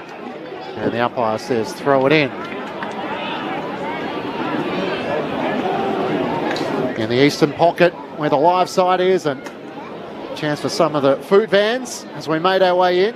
Mick Malthouse, the coaching icon, got involved in the kick-to-kick. He was that keen to play a part as it's thrown back in. It's off the instep too, Mick. It wasn't your best. Shocker. He was keen. Absolute shocker. Madden, hand pass to Callahan and now to Ash. Clayton Oliver involved, possession number 16 as he clears the defensive 50. Sends it up the wing, it's over the head of Riccardi, and Broad, maybe off hands, but is able to juggle the mark in the eyes of the umpire, and he'll take it centre wing. The Giants by 46 points on ABC Sport. Stabs a pass back to Grill. Right back flank here for Richmond. Giants by 46 points. Grill poking it short for a leading Brown. Just backward of the logo, southern side of the ground. He'll kick a high ball inside 50, a shallow entry. Draws the crowd off the hands of the pack. Taranto rows, snaps and goals. His second. No, not quite. Clipped the post on the way through, very nearly for Tim Taranto. Long left foot snap, it looked good a lot of the way. Giants lead by 45 points nearing half-time. Yeah, very, very good crumb, good shot on goal. As you say, missed by inches. Whitfield wants to be aggressive with his kick in, long to half back. Buckley can't take the mark. Brought down by Sonzi. Tries to cut around Clayton Oliver. Hand pass missed the intended target. Hopper sliding down low. Stringer came charging in. They fight for the footy. It's gathered by Tom Brown of the Tigers. Hand pass back to Hopper. Up and up kick towards the boundary line. Steely Green close to it. Drops the chest mark and off hands it goes out of play at right half forward. The Giants by 45 points, 11-6-72. The Tigers 4-3-27. Matt Clinch and Ben Cameron call the action. Lauren Borden down on the boundary. Coaching royalty this afternoon with Stephen Williams and Mick Moldhouse, your experts. And after us, we head back to the Adelaide Oval as Port Adelaide take on the Saints. Madden wins down the tap. Taranto roves it. He's tackled by Finn Callaghan. And the umpire will ball it up. The Giants kicked 8-2 in the opening quarter. It's been 3-2 the way of the Giants in this second quarter. Madden lays it down, but Taranto steals it for Richmond. Off to Hopper, gets it away to Grill. Now Sonzi, left foot kick into the pocket, looking for a marker coming across Himmelberg. Punches it away nearly. Sonzi following up, flashing through. Leaves it behind. In fact, there was Steely Green on the burst. Out of play. Throw in right forward pocket here for Richmond. The other round on ABC Sport. Umpire flings it back in. Tapping it down. Gray, Taranto dribbles a kick forward, works out for Morris Rioli, and he misses. Right foot banana. Well, maybe given we're in South Australia, that would be a check side, wouldn't it? Indeed. Stephen, but he missed. And that's all that matters. GWS by 44 points. That was a golden chance. Ash brings the Giants back into play to Fonte. Hand pass over the top to Whitfield. Back to Fonte. Tries to run away from Fall. Gets a hand pass forward to Angwin. Back to Fonte. They turn it over though. Broad on the wing. Takes it back for the Tigers. Hand pass to Trainer. Whistle. Everyone stops. Umpire points. It's a Richmond free kick and Broad will take it centre wing. In front of our little commentary spot here. Comes inboard to Lawler. Possession number 12 coming up for him, leading Tigers possession getter on the ground. He's played on and has to get around Callaghan. Turns it over, straight to Toby Green as he tried to work at the Trainer. Oliver was 16, Callaghan was 16 for the Giants as Toby Green kicks up the wing. Bedford leads up and marks on his chest. Snooze, as he was known in the Giants documentary, chips it over the top. The mark is taken by Finn Callaghan. Well, I think that documentary will forever be known as Adam Kingsley's spray. Callaghan swings out to the left, sends it long towards Hogan, 2-on-1. Miller supports Bolter and takes the mark in the back line for the Tigers. These two gentlemen with us, Mick. Clinchy, I reckon Mick and Stephen would have given their fair share of those kinds of sprays. Didn't need to, mate. Bolter in the back pocket, long kick up to the wing. Bouncing ball, bounces and tumbles out. I do remember, I think... Should be careful. I think one of your old players, Stephen Malaxis, I heard him give a few in the WAFL back in the day, Mick. As Buckley kicks inside 50, looking for a marker for GWS and off the hands of the pack. Richmond work it out. Brown going for a little gallop. Forward handball away to Hopper. Looking for Ross. Forward handball again, running by. Here's Steely Green. Kicks Richmond inside 50. Fonte goes up, doesn't come down with the mark. Whitfield gets back and GWS, they clear as Iden kicks across the goal mouth out to Finn Callaghan.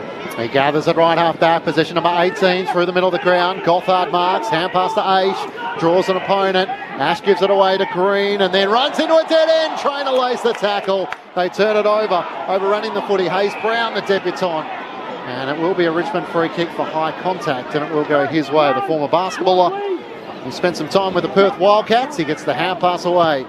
Grill to Jaden Short.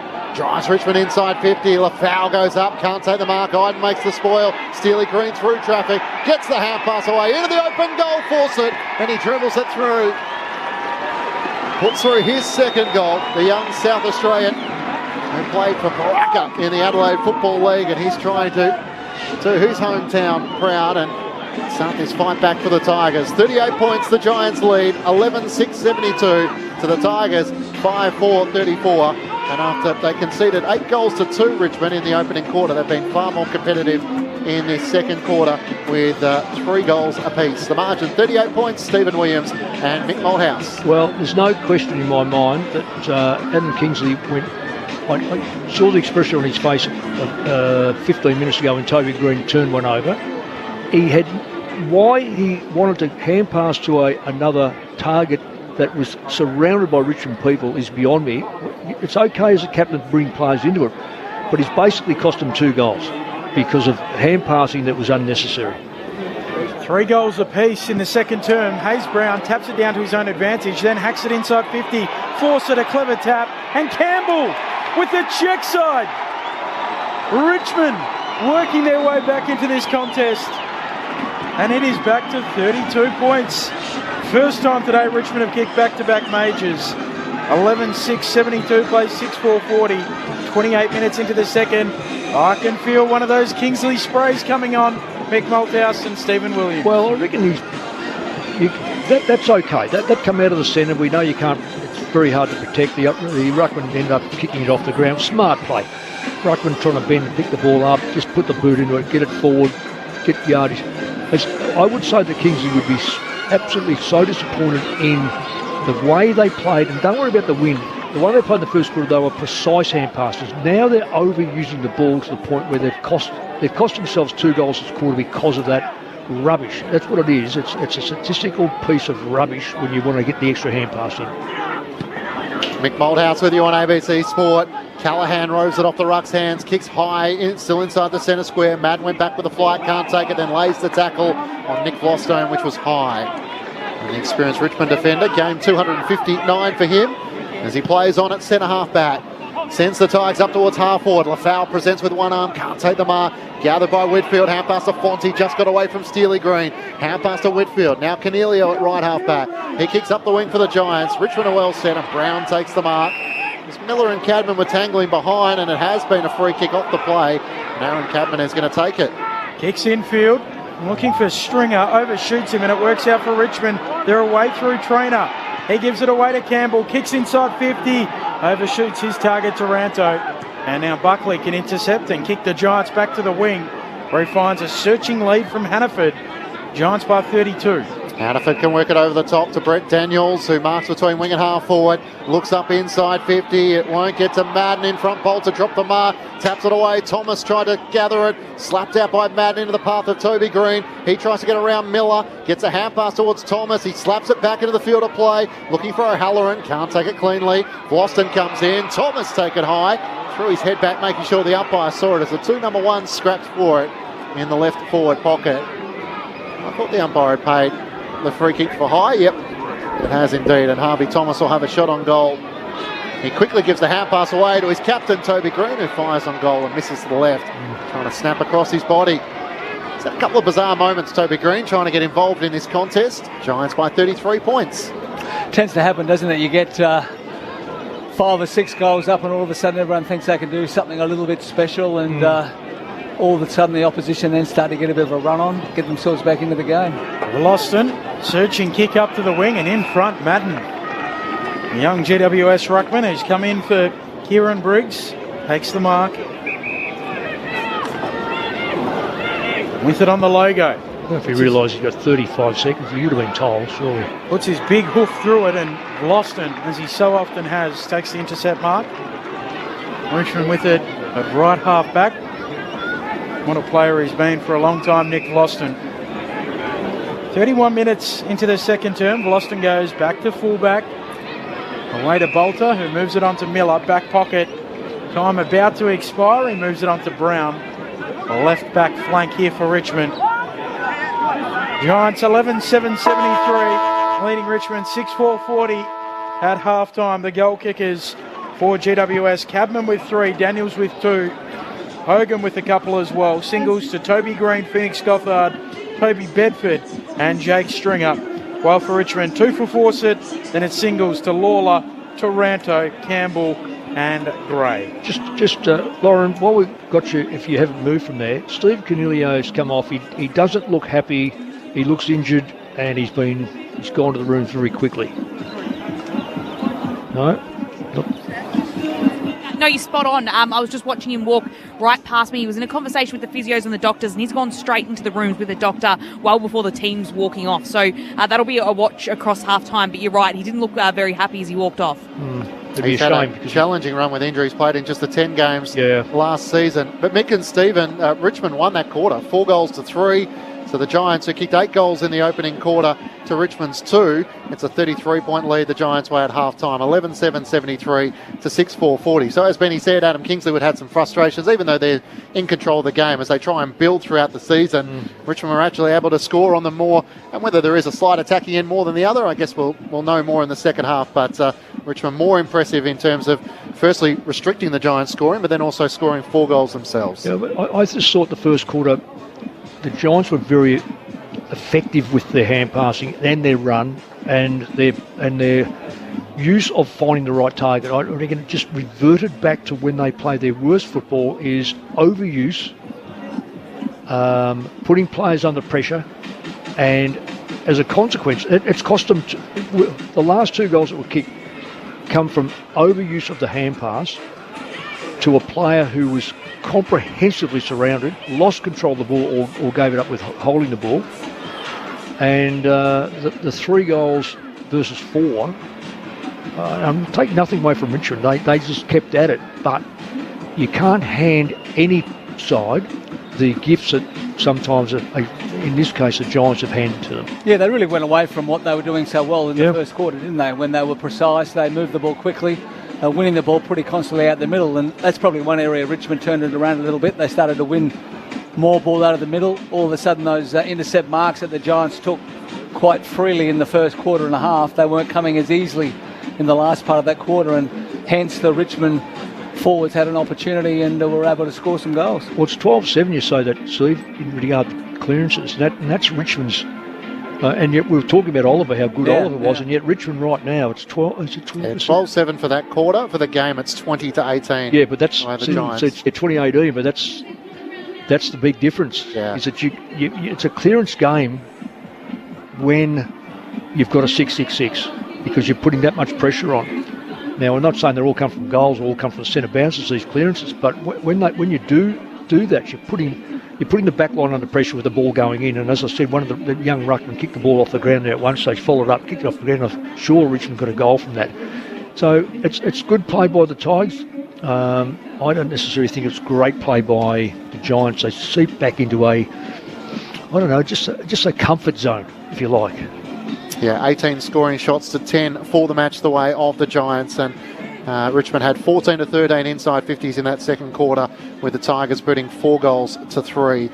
Earlier on the parade, it was Geelong by 46 points over the West Coast Eagles, 17-20, 122 to the Eagles, 11-10, 76. 3 goals for Mark O'Connor and for Jeremy Cameron, while Shanahan booted 4 goals for the West Coast Eagles. So the Cats moved to 3 wins and 2 losses after their loss on Easter Monday to the Hawks, and they now turn their attention to the Western Bulldogs on Friday night down at the Cattery. And the final match of Gather Round this afternoon, we're back at the Adelaide Oval tonight as Port Adelaide look to try and continue their charge under Josh Carr. A couple of wins under the new coach. They take on St Kilda, and the pressure is starting to build on Ross Lyon and his Saints. But halftime here at the Barossa, it's the Giants by 33 points over the Tigers. Let's bring you the latest from the ABC newsroom.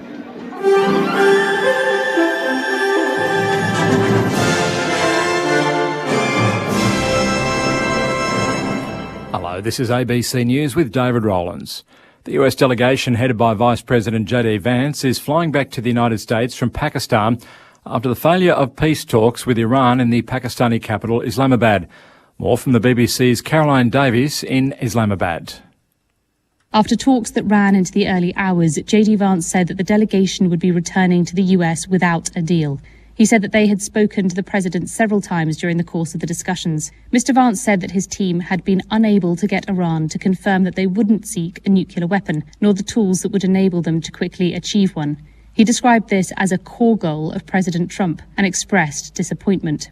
Iran has always said that it does not plan to develop a nuclear weapon. There is yet to be a formal response by the Iranian delegation, but the country's state media has said that the talks broke down because of unreasonable US demands. Lebanon's health ministry says Israeli strikes have killed more than 2,000 people and injured more than 6,000 since hostilities with Hezbollah militants escalated during the US-Israeli war on Iran.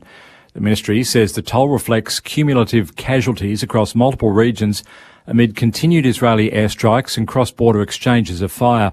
Last week, more than 300 people died in 10 minutes of strikes, including on densely populated parts of Beirut.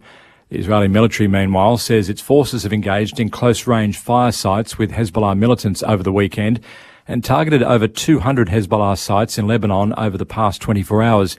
It comes as Israeli and Lebanese delegations are due to meet for talks on the conflict in the US on Tuesday. The New South Wales government says it's concerned that some service stations are continuing to rip off motorists after dozens more businesses were hit with penalties as part of a fuel price compliance crackdown. 56 service stations have been issued penalty infringement notices so far this month after Fair Trading found mismatches with pricing at the Bowser and the state's Fuel Check app. One other service station has been penalised for not being registered with Fuel Check, and it comes after almost 100 penalties were handed out last month. Fair Trading Minister Analek Chanathong says inspectors will continue to monitor for any price mismatches and prevent repeat breaches. On top of that, we have, over 5 million motorists across New South Wales who can also act as inspectors as well, and that if they believe they are being ripped off, then they can certainly let us New South Wales Fair Trading know. Western Australia has seen 4 road fatalities in less than 24 hours following 2 crashes on the outskirts of Perth. Callum Littlelow has the details. 3 men are dead after their Holden Monaro struck a tree off Stoneville Road in the Perth Hills around 9 o'clock yesterday morning. Both the 58-year-old male driver and his 2 62-year-old male passengers received critical injuries and died at the scene. A 24-year-old man has died after his motorcycle crashed in 2J, northeast of Perth, early this morning. Police say the man was riding along Hammersley Street when he lost control and crashed near the intersection of Fines and Duke Streets. He also died from his injuries at the scene. The major crash section is investigating both incidents. Anyone with information is urged to contact Crime Stoppers. The Victorian Government has revealed the first 7 land sites that will be assessed for rezoning to help build close to 10,000 new homes. The metropolitan locations are in Burwood, Preston and Bundoora, while sites identified in regional Victoria include Kilmore, Wodonga West, Bendigo and North Shepparton. Planning Minister Sonia Kilkenny says the land will be fast-tracked for assessment through their previously announced Unlocking Strategic Sites program. We know that with councils, some of these sites can sit caught up for more than 2 years, and under this fast-track pathway, we plan to cut that in half, and that's a significant saving to ensure that we can get on and deliver more homes. Turning to sport, and reigning Masters golf champion Rory McIlroy says there's a lot of players that could take victory heading into the final round at Augusta. The Northern Irishman carded the 3rd round of 1 over, putting him at -11 for the tournament, tied with American Cameron Young. Australian Jason Day is among the contenders, tied for 5th at 8 under the card. McIlroy says that he needs to raise his level in the final round. The quality of the chasing pack is obvious. There was a lot of guys that shot good scores, and there's a lot of guys in with a chance tomorrow. I'm still tied for the best score going into tomorrow, so I can't forget that, but I do know I'm going to have to be better if I want to have a chance to win. ABC News. Throws it, goals it. Get your footy fix live and ad-free with ABC Listen. AFL, NRL, men's and women's. This season, don't let life get in the way of the footy. Hear it on ABC Listen. On ABC Sport, this is the 2026 AFL Gather Round, live from South Australia. On to Himmelberg, to Bedford. They've chained handballs beautifully, and Bedford pokes it to Goddard. He marks in the goal square right on the edge of it, and will surely go back and kick another for the GWS Giants. Phoenix Goddard just stabs it through, an easy finish for him. Taranto out of the middle, kicks long to pull forward, and it lands in front, and Fawcett leads out and hugs it to his chest. He read a best there, Laverty in tow. South Australian key forward directly in front, 35 metres out, comes in and puts through his first goal of the match to Miller. His kick is over the head of Grill, opens up the possibilities. Riccardi runs onto it, half pass away, Stringer on the run, just squeezes it in. A turnover for the Tigers inside their defensive 50, and they're forced to pay the full toll here. A goal for Jake Stringer, his first of the afternoon. Free kick the Giants' way, advantage taken, although Toby Green turns it over. Morris Rioli Jr. hand pass forward, crashed into the Giants as it's streaming forward, and here's Taranto on the run from 45. He's always a good user, and he steadies and puts through Richmond's fourth goal of the match. 3 goals apiece in the second term. Hayes Brown taps it down to his own advantage, then hacks it inside 50. Fawcett a clever tap, and Campbell with the check side. Richmond working their way back into this contest. The 2026 AFL Gather Round. On your radio, ABC Sport Digital and ABC Listen. Half-time at the Barossa, it's the Giants who lead Richmond by 33 points, 11-7, 73 to the Tigers, 6-4, 40. The Giants booted 8 of the first 10 goals of the match. They led by 30 points at quarter time after Sam Lawler goal after the quarter time siren. And in that second quarter, Richmond booted 4 goals to 3. But it's still the Giants who lead by 33 points, looking for their second win of the season. While the Tigers are the only side without a win in 2026 after the Bombers were victorious over the D's yesterday. Matt Lynch and Ben Cameron calling the action. Lauren Borden's amongst the fans down on the boundary this afternoon. The coaching legends, Mick Moldhouse and Stephen Williams, your experts on ABC Sport. At the parade today, it was Geelong by 46 points over the West Coast Eagles. 17-20, 122 to the Eagles, 11-10, 76. Mark O'Connor with 3 goals and Jeremy Cameron with 3 for the Cats, while Shanahan booted 4 for the West Coast Eagles. And the final match of Gather Round this afternoon, tonight from the Adelaide Oval, it's Port Adelaide taking on St Kilda. So the pressure all of a sudden starting to mount on Ross Lyon as to whether his Saints can get their season going. Matt Clinch and Ben Cameron in commentary position. Interestingly, Benny, the AFL CEO, Andrew Dillon, was one of the panel members on Offsiders this morning. He was probed with some of the questions around Gather Round and its future, given it is out of contract after this season.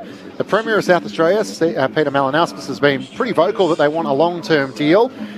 Andrew Dillon wouldn't confirm a term in which they're willing to negotiate, whether it's 3 or 5 years. There's no time limit, so it's not going to be announced today, which was sort of the aspiration that when you leave a holiday, you want to know whether you're coming back next year and what time frame that might be. And obviously the inclusion of the 19th team, Tasmania, in 2028. So he said it won't be months before there's an announcement, but they are working through some of the possibilities. But an admission that Gather Round works for everyone, to have all 18 teams in attendance, and the debate around what opening round might look like next year, given they do have a centenary test at the MCG, and the possibility that they might play opening round across 2 weeks. So we know there's been an emphasis to try and start in the northern states, but a couple of interesting parts there. Of course, it's available on iView if you want to go back and listen to the AFL CEO, but no time frame at the moment he's willing to concede. It all seems like a bit of a mess at the moment, doesn't it? Like, I think they will get a deal done for Gather Round to stay here in South Australia, which 3 or 5 years is good. I don't know. That part is hard to know. Sort of feels like with Tassie coming in, they're reluctant to give 5, so it feels like more likely 3 than 5. Yeah. And yet the Premier is saying, well, if you want us to build infrastructure like we have here at the Barossa, we need to know. We need to know. Yeah. So and they've got a bit of an upper hand at the moment, given the fact that everyone acknowledges they do such a great work, and they're also pushing back and saying, all right, well, if we're hosting Gather Round, what else are you willing to give us? Are you willing to give us some State of Origin footy? Can we have South Australia playing against Victoria or WA before the season gets underway? Would you look at potentially an AFLW sort of all-stars match, Australia versus Ireland or something like that? So he's very much campaigning that they know they have a bit of skin to negotiate in the game, and what it might look like if the opening round does sort of change its dynamic, even if it's just for 1 year. Yeah, I think they've certainly got the leverage at the moment, the South Australian government. So I think it'll be interesting what changes they make to Gather Round as well next year, whether we see some variation to what we've had. Peter Malinauskas has hinted towards that. The other interesting factor is WA, who, I mean, the television deal is what the television deal is right now. So that money is guaranteed, but they can't get any more. They won't get any less out of that for the AFL. The only other avenue they have to go and get money is out of essentially state governments. So be it South Australia with Gather Round, they're willing to invest in this because of the economic upturn that it provides the state. And then you look at WA and whether they're willing to invest in, well, they did in State of Origin by paying the players or putting the money in that allowed the players to be played in State of Origin. And then, as reported by Corbin Middlemass, they're quite interested in potentially having a game or a weekend at the back end of the year, maybe the wildcard games. Yeah. So it's just a fascinating situation at the moment with what the season looks like, these marquee events, and how they fit into our competition mix. Oh, look, if it means making money, mate, the AFL will send you to Hong Kong and bring them back Or China. on a Friday and ask them to play on Sunday. Honestly, what good would do? I hate this wild card anyway, but why would you have the wild card in a marquee type, if that's what you're trying to find, and then ask them the next week they've got to go and play 5th and 6th? Honestly, it makes absolutely no sense. You've got to have a competition that's going to be driven by what the supporters want to see their side at their best, or you want to be driven by how much money you can make. Well, Chris Scott set light to that. He said it's a cash grab for the AFL. And you know what? He is spot on. And I can say it because I'm not coaching, and he can't say it because he is coaching. I don't know why he can't say it. I honestly cannot see why Chris Scott, who's been an icon of playing and coaching, his excuse was, I was 15 minutes after and we lost by a point. No, he said it. Told the truth. He told the truth, and he should be acknowledged for telling the truth. And if he's got a saying, take it up with him, but find out why he says it's no good. I said what I said, and I meant what I said. Yes, exactly. Give him a reason. Give him a reason why they're doing the wild card. So when Corby did probe Andrew Dillon about the wild card, he said we're locked in for 2026, but in 2027 and beyond, there is an interest in terms of what sort of events we can put on, but he said he can't see it being sold. And more likely than not, the team that finishes higher will get to host those wildcard games. But it is an interesting sort of landscape when you think the NFL are coming to play an international game at the MCG.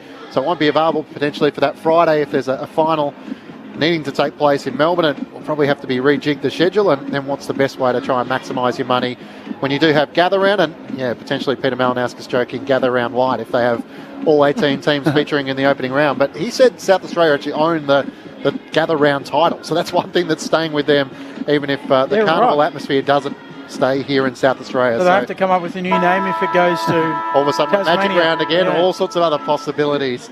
It is the best place to have it. I think so. It's miles the best place to have it. And for people in different states, so Victoria, if you want to drive across, it's school holidays in Victoria. It's the start of school holidays in South Australia. Yep, we understand for Queensland and New South Wales, it's a little bit further to come. WA, it's probably a bit closer, but the idea that you can drive across it. I think the one thing the South Australian government has done is a lot of free activities for kids and families. So Elder Park is a live site. We've had the live site at the back here at the Barossa where you can come in for free entry. Lots of food and activities taking place. There's a free stage where they have guest speakers yesterday and today. So they're trying to make it as accommodating, free footies, free merchandise being given out to try and embrace that carnival atmosphere. You'd just love to see maybe the hotels and the airlines and that being a little bit more fair rather than trying to rip everybody off because it's coming over here. We'll triple our prices and we'll do this and do that, but that's the way the world works, I suppose. But it certainly has been a great success in South Australia. As we pulled into the car park, Benny, we saw a little caravan there, so accommodation is a premium. Everyone's trying to find their best place to stay across the 4 or 5 days, depending on how long you're here for. But if you are missing out on the attraction of Gather Round, hopefully you might be able to get a chance to come across at some stage once we know the future beyond this year. So for those listeners with us on ABC Local Radio, just a reminder that you can follow all the matches across the weekend on ABC Listen. Just look for the AFL button. Plenty of other sporting stories taking place as well. Rory McIlroy and what's happening at the Masters, Benny. But probably the big news today is Gout, who's been able to come out in the athletics and smash the 200-metre record. So ABC Sport has covered all this on ABC social, so Instagram and Facebook, a time of 19.67 for the 200 metres final at the Australian Athletics Championship, smashing his previous best of 20.02. So Lockie Kennedy has rightfully got a lot of the plaudits over the last couple of weeks, but he's never far from the headlines, Gout, and what he might be come Brisbane is so exciting. Oh, yeah, absolutely. I mean, he's 18 years of age right now. So how far away are we? 2032? What are we, 2026? Yeah, he'll be 24. Who knows what he'll be when he's 24. He is a freak. 19.6 seconds. Yeah, smashing the 200-metre national record. So Athletics is pretty exciting at the moment. It's exciting as we lean towards Los Angeles and Brisbane for some of our best young talent. So on the socials, ABC Sport, we've had, I think Fletcher's actually here rubbing shoulders with some of the bigwigs today, so he's off the tools, but all of our team keeping you up informed on ABC Sport Facebook, Instagram and via Twitter. And don't forget our online team, abc.net.au/sport. For the players heading back into position, the Giants leading by 33 points. Want to see if Lauren Borden's there. She mentioned Steve Cornelio potentially having that concussion concern ahead of half-time. Have we got you there, Loz? Yeah, I've got you here, Clinchy. You're spot on. So he went into the rooms just before half-time, and it is a concussion concern for him. So completely accidental. He went to smother the ball and got an accidental foot to the face from Jack Ross. So that's why Stephen Cornelio's gone into the rooms. And just looking out, I haven't been able to spot him in the players warming up. So it probably won't be the full 20 minutes done yet for his concussion test, but that is the reason he went to the rooms. All right, thank you, Loz. So the Tigers put it 4-3 in that third quarter. Your family pecking order in terms of sprays, Steve? You, Foss, Mark, who would give the best? Well, I don't know. I didn't hear many of Dad's. I was a bit young to hear them, and they probably didn't want me to get close enough close enough to that huddle to hear. But, what about out of you or Mark? I'd say him. I've got a couple from Mark. Oh, there you go. You know, yeah, I'd say him. He can take that mantle. What about for you, Mick? Once a season for a spray, how often would you go to the well? Well, it's not timed. It depends on circumstances, and it's amazing how a little thing can set you off, and a big thing may not set you off. You know, but you had your picking, but you'd nail someone, and for the team, they take it for the team. Second half underway, 33 points to the good GWS. That's the saying that I think Ross Lyon uses. Execute one to educate 1,000. Secondary ball up in the middle. Tapping it down cleverly is Madden, but pinched by Richmond. Prestia gets it out to Banks. He kicks out wide, too wide. Tumbles out. Lasso free kick. GWS to have it. 11:7:73 plays 6:4:40. Extra couple of minutes on the half-time break because the change rooms are located further away here at Lyndoch, so players needed extra time to get to the rooms. Oh, good Connor hiding in front of the Barossa boundary bar, which might not be a bad place to be. The kick up the wing, Jesse Hogan was set upon, and Noah Bolter takes an impressive mark, as you heard from Mick there. The reliable Tiger defender trying to get something building here as he gives the hand pass to Jaden Short. Long kick looking for Chauncey Fall, can't take the mark. Off hands, it's gathered by Whitfield. Hand pass back to Callahan. Sold his teammate into some trouble as Lafau lays the tackle, and it's unrewarded as Buckley is brought down. Tigers have started off like they started the match off. The ball's in their forward 50 and putting a lot of pressure on the Giants. Up it goes. Madden knocking it down. Trying to work his way through Whitfield. It comes out to Taranto in the pocket. And it's knocked out. Throw in. The left forward pocket here for GWS. Free kick. Make that Richmond, in fact, rather. It's their forward pocket. And the free kick is going to go the way of Campbell. Four? No idea. Was it a slingy sort of tackle, maybe? Kicked the last goal of the first half. Seth Campbell trying to kick the first of the second half. Hooks it on goal just a little too much. Bends it through for a minor score. Lauren Borden downstairs. GWS by 32 points. And unfortunately, news just in from the Giants as well. Stephen Cornelio has failed that HIA, so he's out for the rest of the game with concussion and will miss v Sydney next week. Thanks, Loz. Just the 10 games that Steve Cornelio last season. He just can't get a run at it. The Giants at half-back. Iden tries to keep it in. Kicks along the ground, up the wing, and it bounces off Tyler Sonzi in front of Angwin and goes out of play. No disposal there, so a throw in front of our little temporary tometry spot here at the Barossa. So got the grandstand that has been built just to the left of us. $40 million investment here for Lyndoch Park. Hoping to have a few more games of AFL in the future. From the throw in, it's slapped down the way of Ash. Hand pass into the middle of the ground. Angwin creative. That had to be close to a throw. Trying to get it to Whitfield. They lose it. Campbell for the Tigers. Centering ball. Lafau leads up. And McKelty Lafau has it, hugging it to his chest. Directly in front. About 35 metres out from goal. Just a really poor handball, Mick, what you were talking about again. Just there was no need. The handball wasn't on. The Giants players were covered by extra Richmond players and they were able to turn the ball over. It just should have been kicked out of the area. Yeah, safety first, I agree. New Zealand-born Lafau Had the ACL and featured in the one game last year. Had a 2-game suspension for a drink driving charge in the off-season, but he's making the most of his chance here in front of goal.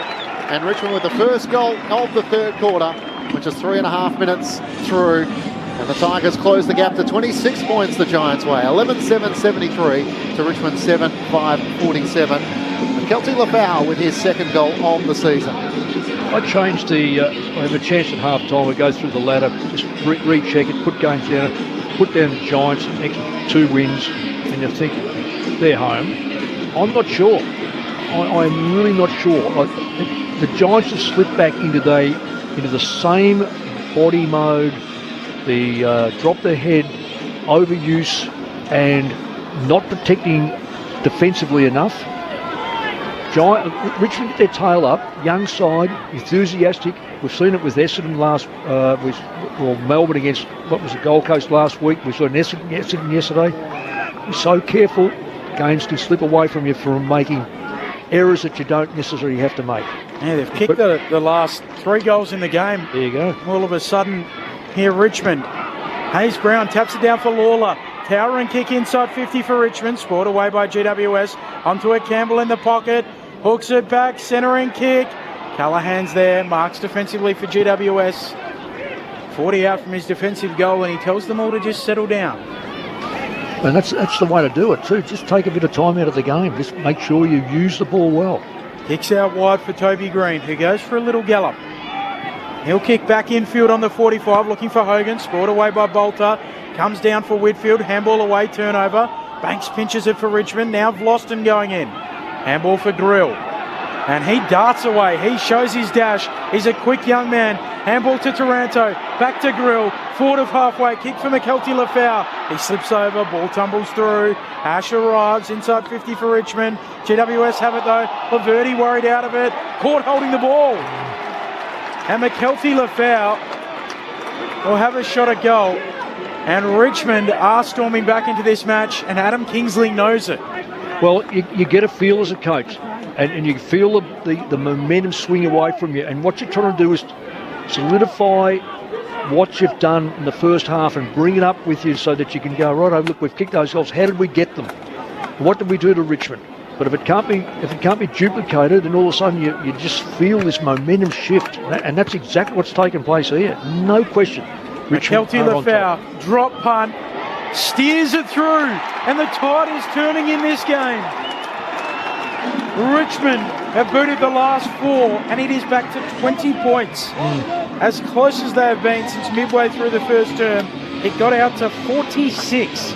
It's just 20, 11-7-73. Plays 8-5-53, 6 minutes into the second half. It's almost like the Giants did to Richmond in that first quarter. Just turnover across half back.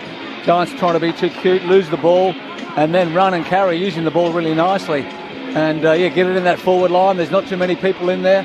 Compete, chase, tackle, and win free kicks. Steve, the Giants have got so much potential in that forward line. It can be the greatest potential of all time, but if the ball doesn't go in, they'll just sit back there and they'll get cold. You've got to get that ball into a line that can. We know they can win one-on-one.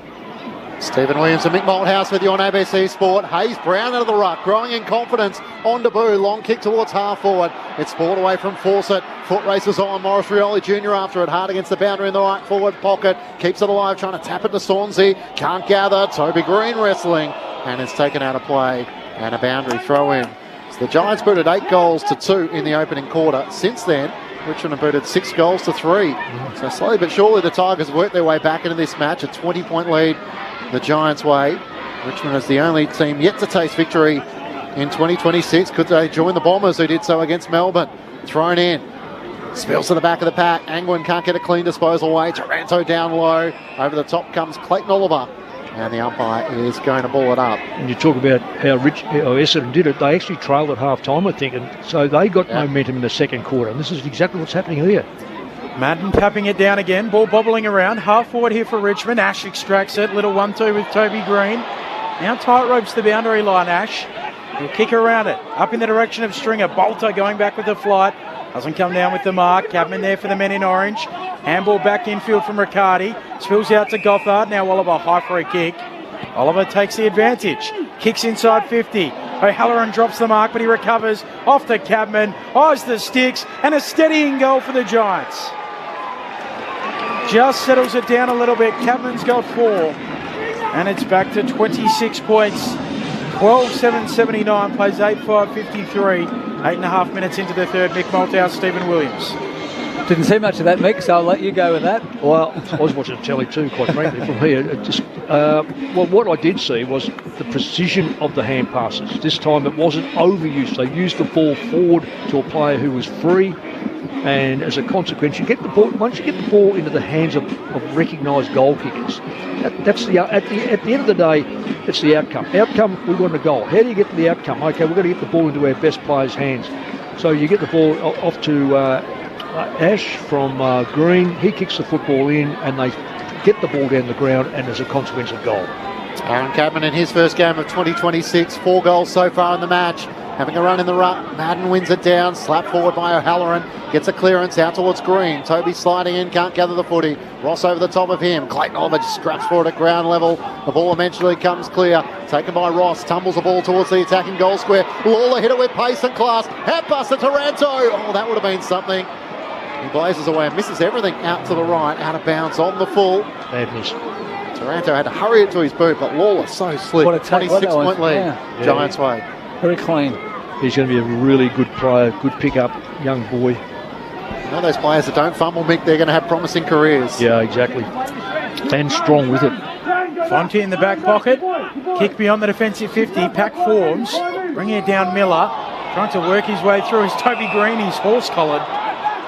Free kick going the way of the GWS skipper. He's really lifting, Toby. He had a good first half and playing a lot of time through the midfield. Well, they want to play him through the midfield. They reckon he's getting held, getting too much attention to the point where he gets frustrated on the forward line, doesn't get enough of the football these days. His kick's a shocker. He turns it over. Lawler drops the mark. Inside 50 here for Richmond. Lawler turns tackler. Comes out to Hopper. Hopper's shot on goal is wide. Gets through for a behind. That was nearly a golden chance. What was Toby doing then? Yeah, GWS by 25 points. Played 10.5 in this third term. Having previously said Lawler doesn't fumble, Toby Green shanks a kick and he drops a chest mark. Couldn't believe the error from the opposing captain. Giants leaders 25 points. It feels like next goal is starting to become crucial. Ash out of defence, kicks out towards Buckley. Lawler in from the side, impeded and gave away the free kick. Giants tried to take the advantage through Fonte, but it's going to come back to Buckley. Left half back for the Giants. Interestingly as well, Aaron Cadman started this third quarter on the bench. Lauren Borden reporting at half-time. Steve Cornelia out of the match with concussion. So just 10 games last season.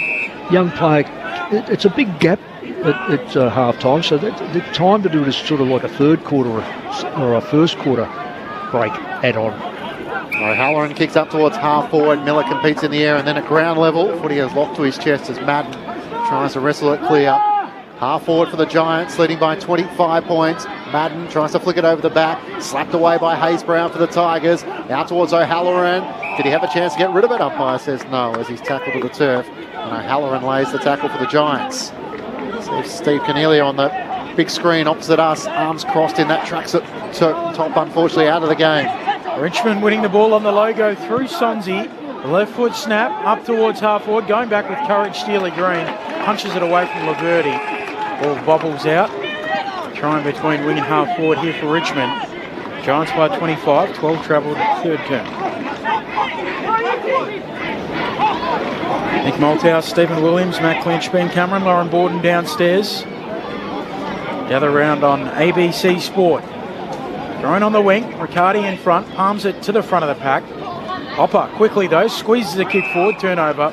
Fonte marks, left half back for GWS and gets 50. First one of those I've seen all weekend. And I was wondering why, and can we work out why? Or was it just due? I don't think Lafau came back on the mark. So marched into the middle of the ground, Fonte kicks for Finn Callaghan, just forward of the bullseye in the middle of Barossa Park in Lyndoch.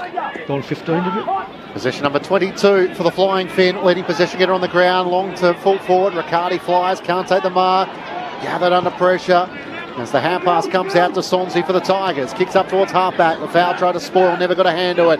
Gathered by Campbell. Hand pass, a fumble from Pressia. Angwin tackle, dispossessed by Lawler, spills out Stringer's way. Hand pass to the Giants to O'Halloran, left half forward, sends it long towards Hogan and Cadman in a 2-on-2, and at the back of the pack it's Noah Bolter who rises and takes the mark.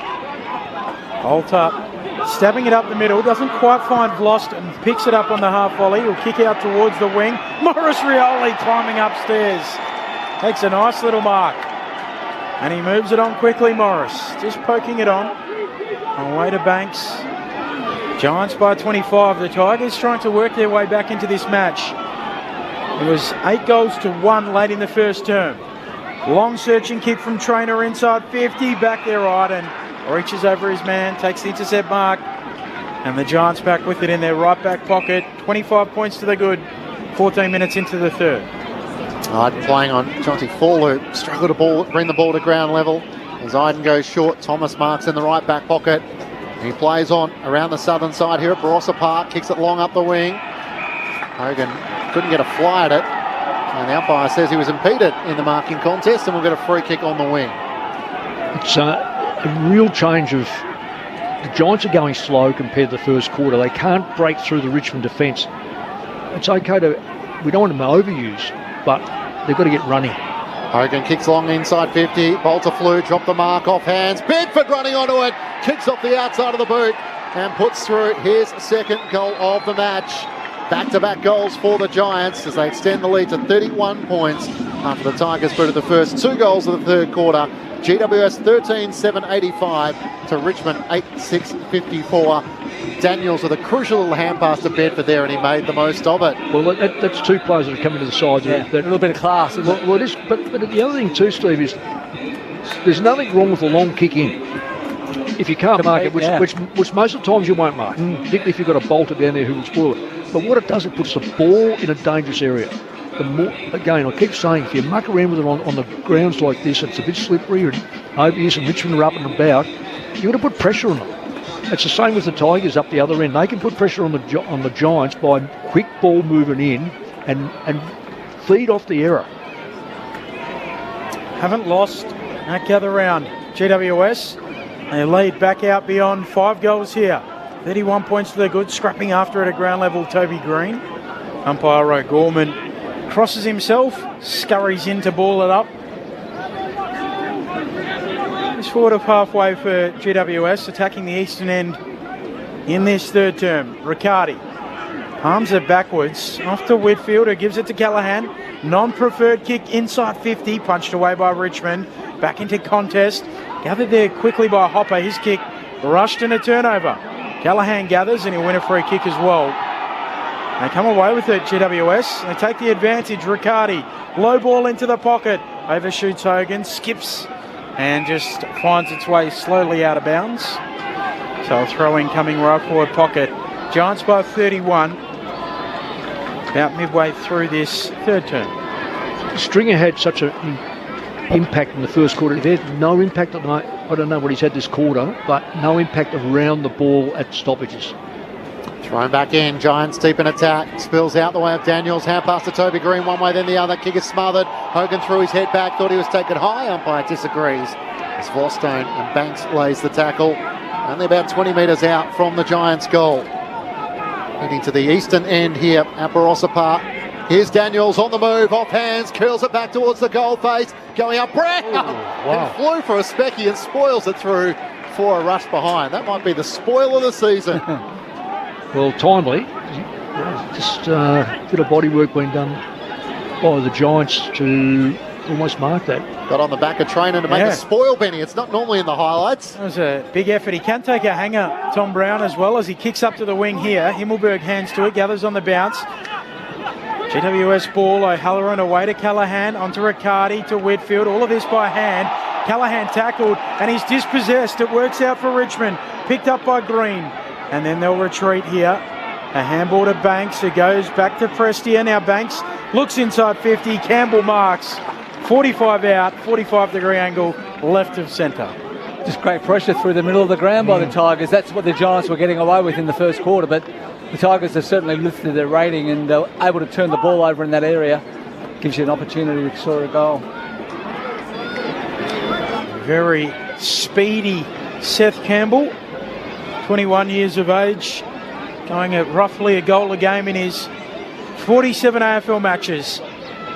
Can he be speedy and skillful here? His drop punt is across the face, nearly marked in the pocket. It spills back towards the goal mouth.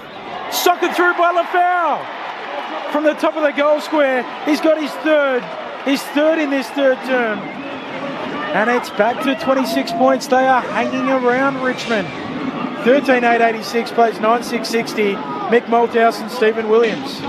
He's the unlikely man, Mick, isn't he? We didn't really expect that he would be the man that would stand up and kick 3 goals in the quarter. Before he got injured, he was very lively, attacked the ball hard, quite effective. So he kicked 14 goals in 2024, and then had the ACL. That's right. Hopes that he could be a mature age sort of New Zealand-born competitor. He's probably giving them more than that, 3 goals in a term. Yeah, look at him. He was the one that landed that tackle in the middle of the ground to actually turn the ball over to start with. So it's a marker free and general play. So he's been able to get his goals from various sources. He does hit the ball hard. I don't know if it's his rugby background or what, but he really does. He leaves nothing out there.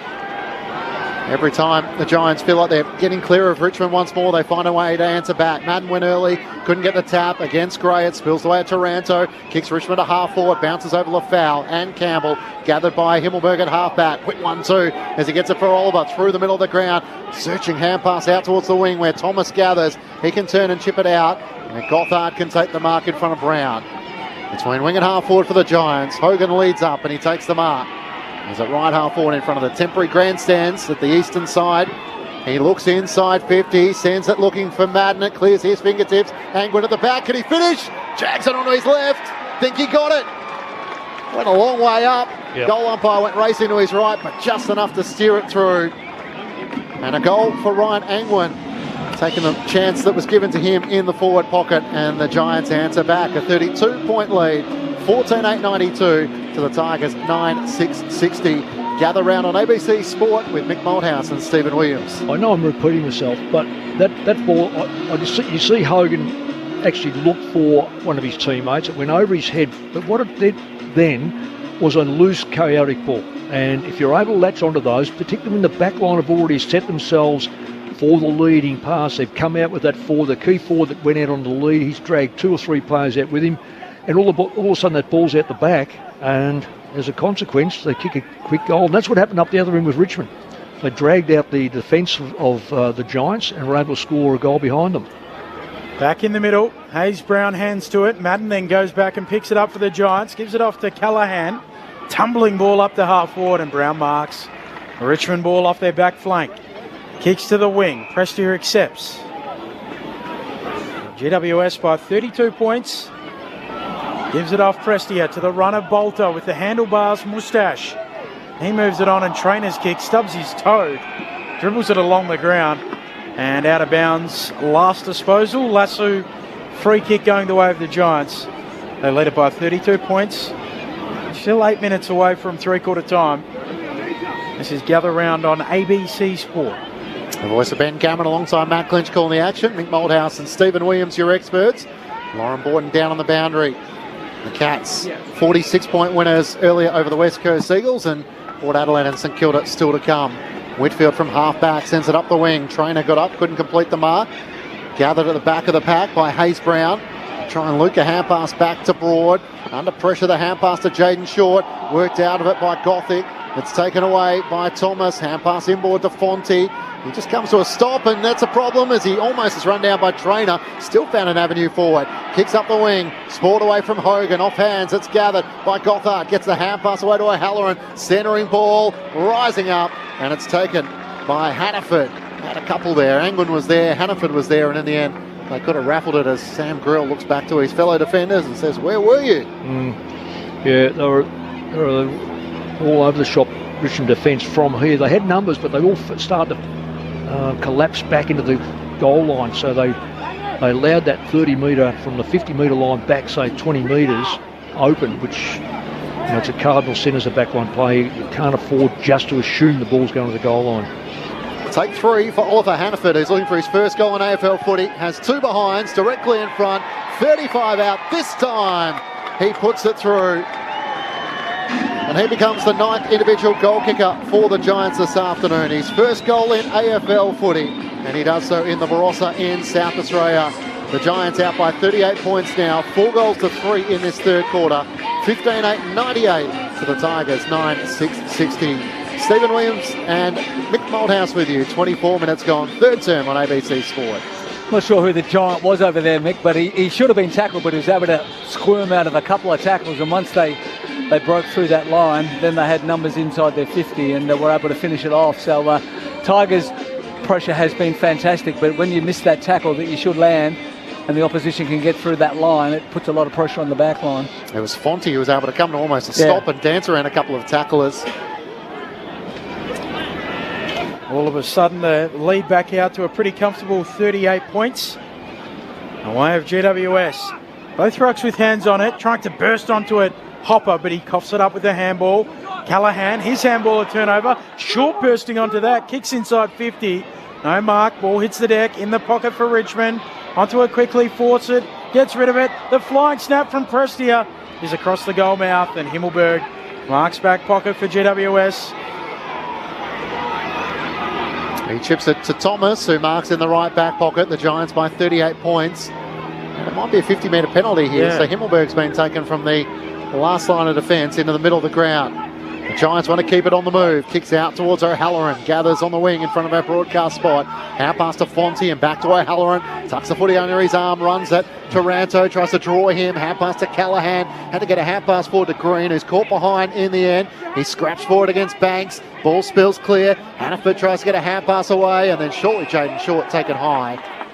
Getting down low against Finn Callahan and wins a free kick for the Tigers at right half back.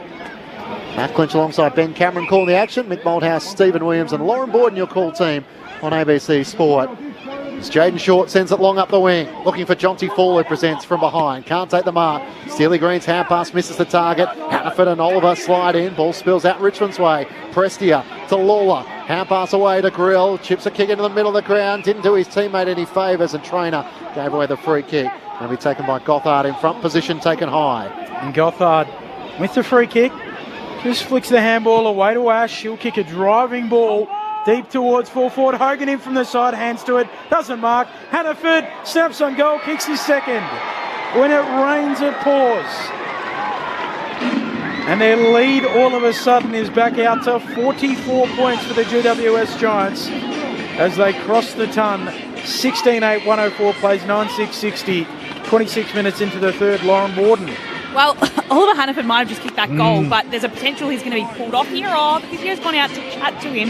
He copped a bit of friendly fire in the face, so I thought he might be pulled off for a bit of a concussion assessment, but it looks like the physio's gone out to him and he's happy enough to let him stay on the ground. Yeah, right in front of us, Lauren, and he didn't get up straight away, but he made the distance from where you are down, 70, 80 metres very, very quickly, so he couldn't be too bad. Third or fourth goal this quarter, Mick, from that Crumming. Yeah, and the long kick in, Steve. It's amazing, isn't it? Yeah. All of a sudden, they've booted 5 of the last 6 goals of the match. The Giants to lead by 44 points. Back in the middle of the ground, Taranto couldn't take it. Lawler fends off the effort of Stringer trying to tackle him and kicks out to Sonzi. He marks on the wing, has Taranto on the overlap, chips it up to him. Can he get it to Steely Green, who's the loose that Fonte had to push up to stand the mark? He can't. Taranto, the best and fairest, back behind his mark. Drives it long into the goal square. Flying from behind was Jonty Fall. Can't take the mark. Whitfield draws an opponent. Hand pass to Ash. Trying to find an avenue out of defence. Hand passes to Himmelberg. From the back pocket, he kicks up towards half back, where Hogan's worked a long way up the forward line. And he marks, but he's over the boundary line. Out of bounds on the full. Free kick going the way of Richmond, and Tom Brown will take it between wing and half forward. So the long kick, inside 50 for Richmond. They come from everywhere. Massive fly from Fawcett and the back. Whitfield gets involved for GWS. Ball still bobbling around. Players going in all directions. Eventually Whitfield emerges with it. Gets it off to Oliver. He can rush a kick beyond defensive 50. Back forms down in front. Gothard fighting after the footy. Brown too. Coming through Prestia for Richmond as well. He's got nowhere to go. Spinning, twisting over the footy. And the umpire will come in to ball it up. Giants by 44 points.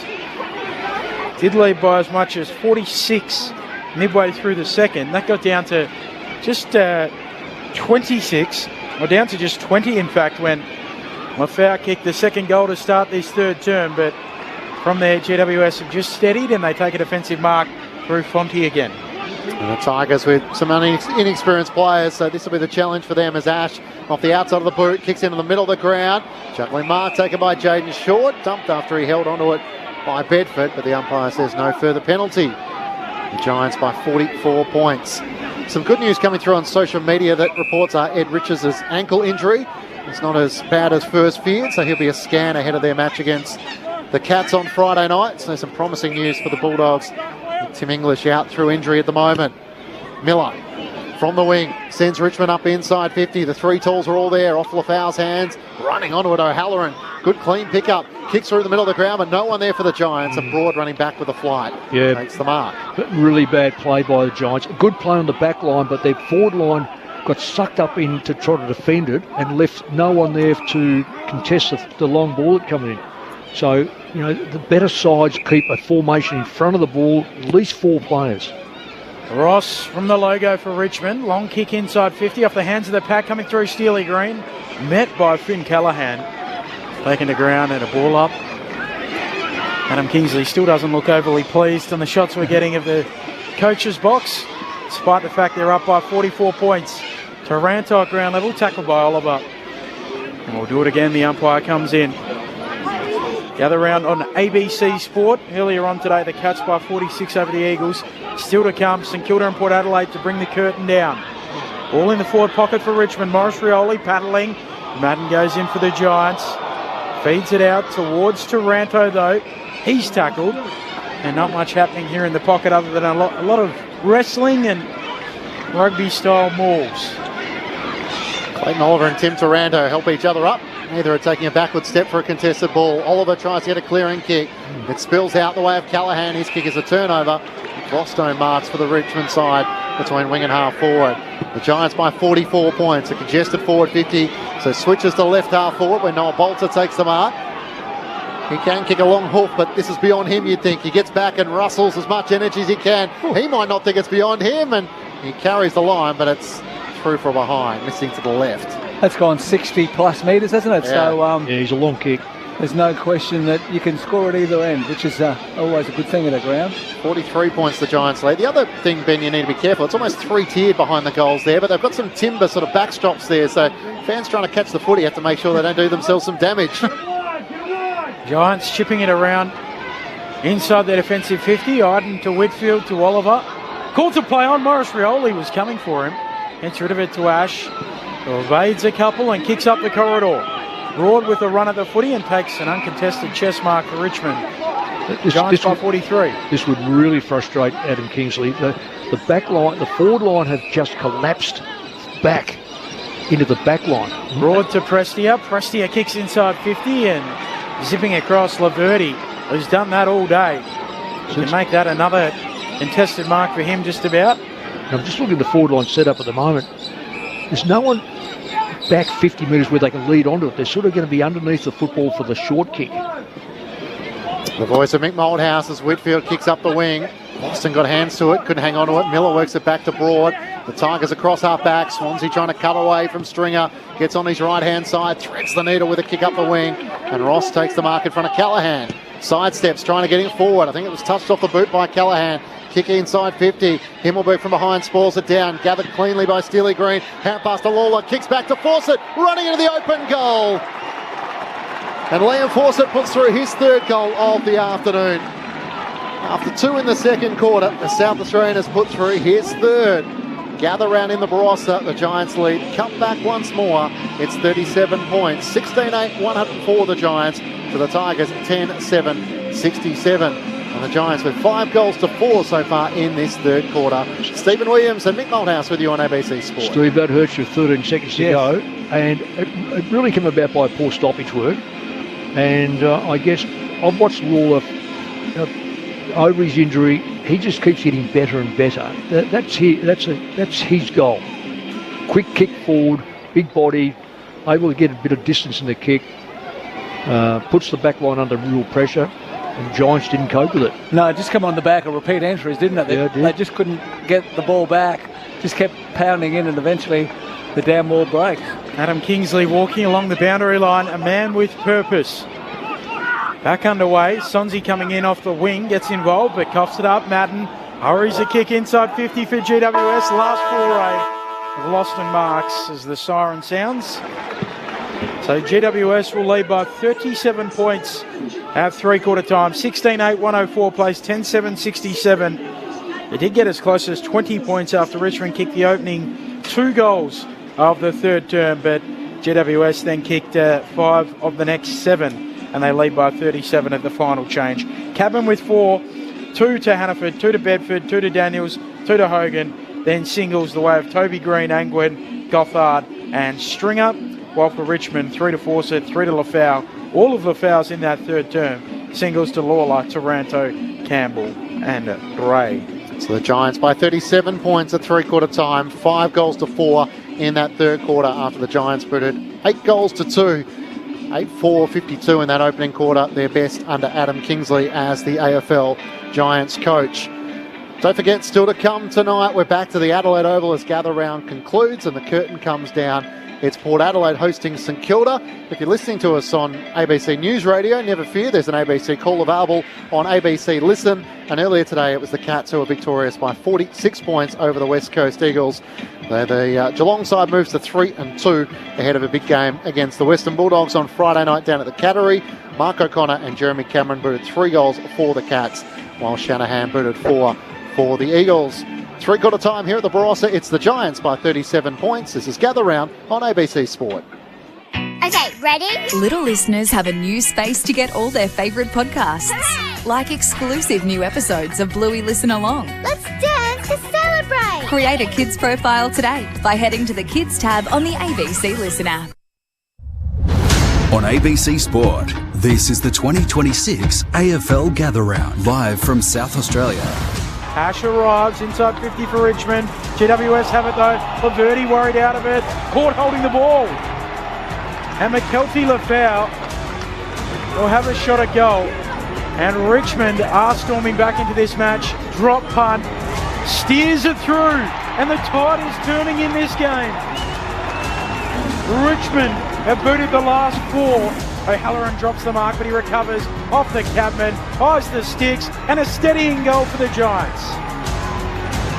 Just settles it down a little bit. Cabman's got 4. Centering ball, rising up, and it's taken by Hannaford. Take 3 for Arthur Hannaford, who's looking for his first goal in AFL footy. Has 2 behinds, directly in front, 35 out this time. He puts it through. And he becomes the 9th individual goal kicker for the Giants this afternoon. His first goal in AFL footy. Deep towards full forward. Hogan in from the side, hands to it. Doesn't mark. Hannaford snaps on goal, kicks his second. When it rains, it pours. The 2026 AFL Gather Round. On your radio, ABC Sport Digital and ABC Listen. Hope you're enjoying the coverage from Adelaide, the mecca of the footy world for this Gather Round, round 5 of the AFL. The Giants by 37 points over the Tigers, looking for their first win since opening round. 16-8, 104 to the Tigers, 10-7, 67. The Tigers yet to taste victory so far in 2026, with the Bombers winning yesterday. They're the only remaining side who hasn't had a win so far, while the Giants are 1 win and 3 losses, looking to try and record their first win after 3 consecutive losses. Matt Clinch and Ben Cameron calling the action. Mick Moldhouse and Stephen Williams are your experts. Lauren Borden is down on the boundary. Steve, you were just making the point that 8 goals to 2 in the first quarter the way of the Giants, but it's been 8 goals apiece since then. So really that dominating first quarter for the Giants has been the big difference. It has, and you quite often see that in games, you know, the big margin at quarter time, and then the side that's behind just slowly fights their way back, but just can't bridge that gap that they gave early in the match. But full credit to the Tigers. You know, they look like they could be beaten by anything early in the game, but just they've ramped up their pressure. They haven't allowed the Giants just to waltz around with that chain of handballs and come out of their defence, and they've just made them kick it, and the Tigers have had that wall set up, and they've got value for their entries from that point on. And as we mentioned, 8 goal 4 to 8 goal 5 the Tigers' way in the last couple of quarters. So you would imagine the Tigers are kicking to the scoring end, but as we've seen, both sides can kick the ball a fair distance either end of the ground. So you think it's the Giants, but you never know. A couple of quick ones to the Tigers, Mick, and all of a sudden, people can get a little bit nervous. Oh, absolutely. We've watched. I can't remember, trying to think of all the games I've watched and called this weekend. Fremantle, for instance, kicked 3 goals in about 4 minutes, and then another 2 or 3 in 5 or 6 minutes, and won the game. And turned that. I know it was a really low-scoring game. I can't see the Tigers getting up here. I reckon Adam Kingsley would be absolutely appealing to them now. Work out how we got our goals. We've got 3 really good forwards. Well, they've got more than 3. They've got 3 tall forwards, all capable of taking a mark. Let's get the ball into that area. Let's move the ball quickly. I know it's been a focus of GWS is to move the ball a bit quicker than what they have done. So, but that has to be over the whole game. You can't just pick and choose when it happens, and particularly when you're playing a young side like Richmond, who they will take their chances. And I've been impressed in some of these young players. They may not have had a win by end of round 5, but they've got such a future right there. We've seen they've got some good midfield players coming through. Back line will get tighter and better as it gets a bit more mature, and the forward line is really, it's so young and it's aggressive. The Tigers have got North Melbourne at Docklands on a Sunday next week. Melbourne and West Coast in the weeks to come, but with Lafau and Fawcett kicking 3 goals apiece. At least with the return of Tom Lynch, they're starting to build some structure. Yeah, and you'd probably try to keep 3 of those players. With the number of players on the bench, you can actually have a 3-man, 3 tall forward line and swap and change that to get the best system in place. Giants by 37 points here in the Barossa as we enter the final quarter. Umpire throws it aloft. Madden wins down the tap. Taranto's onto it, gets the first disposal for Richmond, gets a hand pass forward. Callahan gathers, got a good block from Madden, allowing him to kick, and it's Stringer who's broken forward. He marks uncontested at right half forward, runs his full measure, drives a long kick in the direction of Toby Green, who gets rid of his opponent Brown and takes the mark, lunging back to the turf. That's what he can do so well, Toby Green, in a one-on-one marking situation. Just made his opponent look foolish. Really good kick by Jack Stringer too. Kicked it to the advantage of Green. Yeah, could have gone the short. Richmond had numbers down there, so very good kick. He's going to kick across his body despite only being in the left forward pocket, around 35 metres out from goal. And misses to the right hand side, through for a minor score. So 1 goal this afternoon for Toby Green, who's spent a large chunk playing as a midfield with some of the injuries in which they've had. Hasn't quite fired in front of goal this afternoon. The Giants by 38 points a minute in. It's a poor miss by somebody of his ability. You and I could pick that, Mick. Well, you might. I saw Mick kicking earlier today, I guarantee. I only had the one, Ben, and it was a shocker, I'll admit. Sitting there sequentially in the car, I was a bit nervous. 0% disposal efficiency today from you, Mick, as the kick from Richmond goes up to the wing. Prestia roving the pack, handball back into the middle. Lawler there, his handball for Hopper, sees him fumble it, allows in the Giants through Daniels to Goffard. Middle of the ground, back to Callahan, kicks out wide. Hannaford has to wait for it, and Banks does well. Closes late, punches it away, ball on the deck, picked up by Trainer, Aaron handball. Vlosten makes it his though, coughs it up. GWS ball, Thomas, away to Gothard, snap to full forward, and Riccardi reaches up and marks. Had a quiet day, Riccardi. What's he put on the board as far as stats go? I haven't seen much of him at all. You're spot on. It wouldn't be much. It wouldn't be many disposals. Where is he? This is disposal number 8. Yeah. So when you've got Hogan, Cadman, and you've got Stringer. His drop punt here is good though. Sorry, Mick, as he steers it through, and they're back out by 44 points. His 8 disposals. Well, his 7 had him as the equal fewest for GWS, but he moved past a few with that kick there. So the Giants by 44, 17-9, 111, plays 10-7, 67. I'm not 100% sure he could fit in their side if Cadman keeps getting game time. Well, he will get game time if he stays sound. Yeah. But then again, if they're going to use Stringer and Green in and out of the centre, then there's probably room to have the third one. But Brown comes back in the side. He can go, I know he can go back or forward, but he's another type of player, different sort of player than the others. They throw him in ruck a bit too, Riccardi, so he can probably give the... Unsuccessful. Yes. But I mean, you can throw anyone in there the way he rucks. Giants with the first goal, the final term, a 44-point margin. Hayes Brown rises against Madden in the middle of Barossa. And it's stuck at the bottom of the pack where Clayton Oliver and Jacob Hopper are trying to wrestle it clear. The Giants 17-9, 111 to the Tigers 10-7, 67. How about the numbers around this in the middle of Barossa Park? Spills out the way of Lockie Whitfield, who tries to wrestle it away. Hopper also at the bottom of the pack. Comes the way of Ash, kicks off the outside of the boot. Up towards Toby Green at half-back. He once more does Tom Brown in the air. Gathers for the Giants. Hand pass to Angwin at left half forward. A driving kick. Daniels is the deepest target. In a 2-on-1, Trainer makes the spoil. Daniels kept his feet. Tries to tap it to his own advantage. And eventually it's seen out of play by Banks. And the umpire says throw it in the right forward pocket. Sort of not similar to the Adelaide Oval, Benny, with the sort of the three tiers. So 3 or 4 rows of fans behind the goals there at the western end. Then there's a walkway above that and then a slight elevated position in front of that. So spent a lot of the afternoon standing and watching, but they're enjoying being so close to the action. Shorts kick, doesn't clear the congestion. Callaghan, hand pass inboard. Hannafin's on a daring run, cuts back on his right. Can he kick a third? It's to the goal square. It's almost rushed through by Richmond. It's kept alive by Noah Bolter. Hand pass out to Sonsi in the right pocket. He's out of defence. Oh, he ran a long way, took a bounce, then he was under pressure, he was tackled. I think it was tackled as he bounced it. Yeah. It was Kevin Bartlett. He's caught holding the ball, and the free kick will go the way of GWS. That was a really good chase down. For all intents and purposes, he had the speed. Oh, he's bounced it as he's got caught. I mean, yes. Why would you? Riccardi got him. Yeah, well, good on Riccardi, because we've seen how quiet he's been. I think we've woken him up. Well, a chase like that, the goal might come from it. It's the chase. That's right. It's the chase that's a reward. That's what you want to see, isn't it? Oh, absolutely it is. Forward line player chase when you're 6 or 7 in front. He's in a contract here, Jake Riccardi, and he's got a couple here today. And it's a new game-high lead. An even 50 points. 18-9, 117 plays 10-7, 67. A handful of minutes into the fourth term. Mick Malthouse, Stephen Williams. I'll just say this, Steve. One of the most interesting jewels of the day for me, we know a lot of these players. I don't know these ruckmen. No. And it's fantastic to see 2 young ruckmen who could stay in the game for a long time. And as I said to Glenn Jackers way back in the 90s, I said, mate, you're going to play with a bloke called Wayne Carey. He goes, who? I go, Wayne Carey.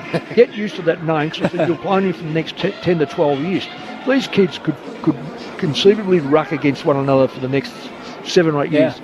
Because they've both got the attributes that you want. They both jump. They're both aggressive. They've both got courage. And both from outside the traditional pathway. Exactly. Nick Madden is a Category B rookie from the academy, and Oliver Hayes-Brown, a former basketballer. Clearing kick for the Tigers up towards half forward.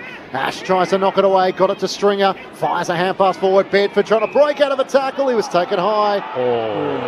Jake Short is a little unlucky as he tried to lay the tackle. Bedford was trying to slither his way out of it. Hand pass to the run of Ash, kicks the Giants deep inside 50. Hogan got rid of his opponent, gets to the back. Gothard can't gather, running onto it. It's gathered by Grill. Hand pass to Prestia, tackled and brought down. Bedford got him. Umpire says holding the ball, and the Giants' pressure in this final term has lifted. Toby Bedford following up the work of Jake Riccardi. Well, it's almost as if Adam Kingsley said at three-quarter time, I want to really see us ramping the pressure up, particularly in that forward 50, and outstanding stuff. Well, Bedford's known for it, and they've really missed him since he's been out. Has he played it all this year? Maybe early days. Bedford, no. No, this is his first game of the season. So you miss a player like him because he's a good tagger, he's quick, he's honest, and he'll keep chasing you. Lockie Ash too across that half-back line. He just keeps getting the footy. He's a really good player. Hasn't he thrived since being named the EJ medalist in the State of Origin match? Toby Bedford in the right forward pocket looking for his third. Starts it right, and it stays that way. A minor score. Giants by 52 points. I said earlier on in the broadcast, I feel like he's a player who doesn't get enough plaudits, Lockie Ash. Ash? Yeah. Yeah, always very consistent, gets a lot of the ball, dashes away with uses it well. Yeah. Like I know he won the medal in that State of Origin game, but even last year and how he started this year, I think it's spoken about a lot. Long kick out here from Richmond, up to a contest on the wing, all tumbling around on the logo. Eventually it works out towards Laverty, game 150. He's wrapped up. The Giants by 51. That ball got there, Ben, as you called it, all the way down. It was Oliver who was pushing the ball down. I know it was the wrong way, but he's put his nose right over that ball. Beautiful rainbow just above Barossa Park here in Lindok. Oliver getting involved and backfeeding the handball away towards Angwin, who gives it off to Ash. Now Laverty, now the big ruckman Madden. Sweeping handball to Fonte, just too high for him. It allows in Richmond. Fonte goes back and mops it up. Centre half back for Richmond. He kicks out wide, not a good kick. We're running onto it. Sonsi gathers for the Tigers in front of Angwin, sends it up towards half forward. Steely Green takes the mark. He's hard out to the right and still 55 metres out from goal. And the unusual nature is he's looking into a bit of sun there from the eastern end. He tries to poke it into the pocket, and in the end, Lawler thought he might have been taken high, but Iden made the spoil out of play. Sam Lawler slowly gets to his feet, kicked a goal in the opening quarter, a throw in the right forward pocket for the Tigers. The Giants by 51 points. 9 minutes gone in the final term. Still to come, Port Adelaide and St Kilda from the Adelaide Oval as the last match of gather round. Thrown back in, trying to take it out of the ruck was Hayes Brown. Can't get a clean disposal away. And Clayton Oliver goes to work for the Giants. Gets a hand pass forward to the run in the end of Hannaford. Sends it up towards the left half forward. Riccardi caught in the chase with Miller in front. And it goes out of play and a boundary throw in. No, I don't think it is. Is it a last touch, Leslie? Yeah, it wasn't Miller will take it. Hannaford's got better too, hasn't he, as the game's gone on? Yep. He looks like he's pretty comfortable out there now. Miller assessing his options. Has to go long with the contest kick. It goes over the pack, out the back, Fonte for the Giants. Handball for Ash. Close to the boundary line. Goes with the drop punt around the boundary. Up goes Bolter, puts his knee into his opponent. Goes down and sore. I think it might be Cadman. It is, and he is holding his head at the moment, and he's a sore boy. Bolter came from a long way back, stuck up his knee. As you do when you jump. I'm not suggesting anything untoward, but his knee Cadman right in the head. Yeah, that's not good, is it? Well, what happened? Cadman turned into play, but he's copped him right on the cheekbone, I reckon. Yeah, there's not much Bolter could have done about that. No, not at all.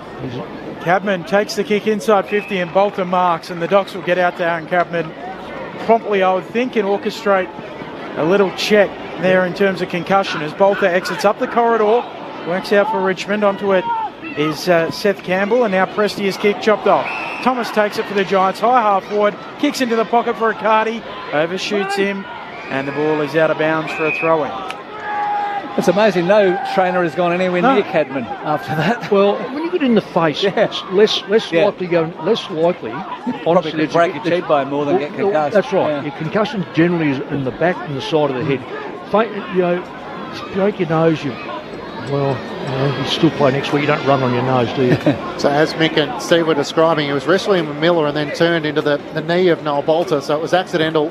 Hopper from the clearance, kicks up towards half-back. Buckley gathers for the Giants. Hand pass away to Toby Green. Cuts on his right, gets a kick away in front of Prestia. Getting back, the Richmond ruck takes the mark. Oliver Hayes-Brown.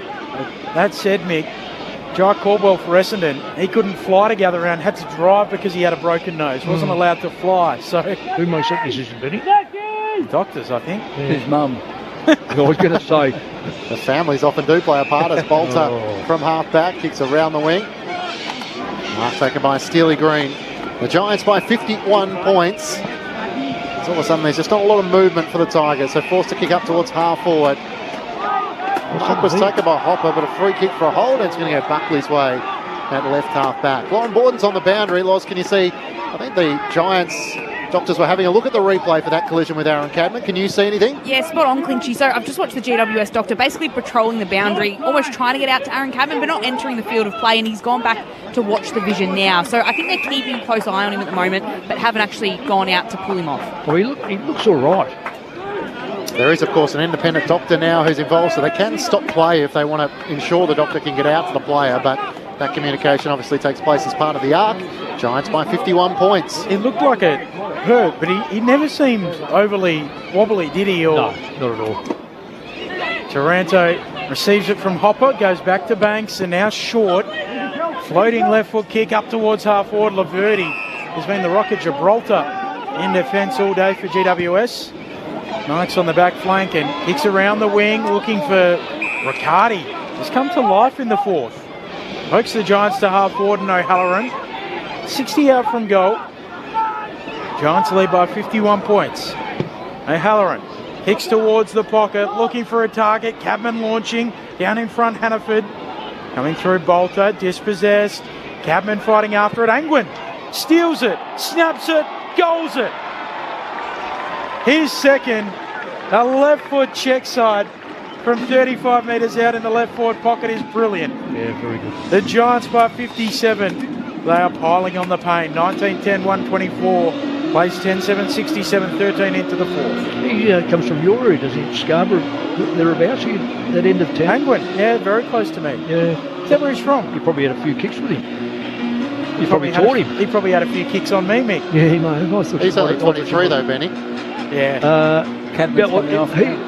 He is coming off. Yeah, they'll probably examine him. But it'd be a shame if he misses, because it's his first game back. It'd be a real shame, because you need to get a few games in a row. I don't think he really. No, he looks pretty good, doesn't he? He's chatting and.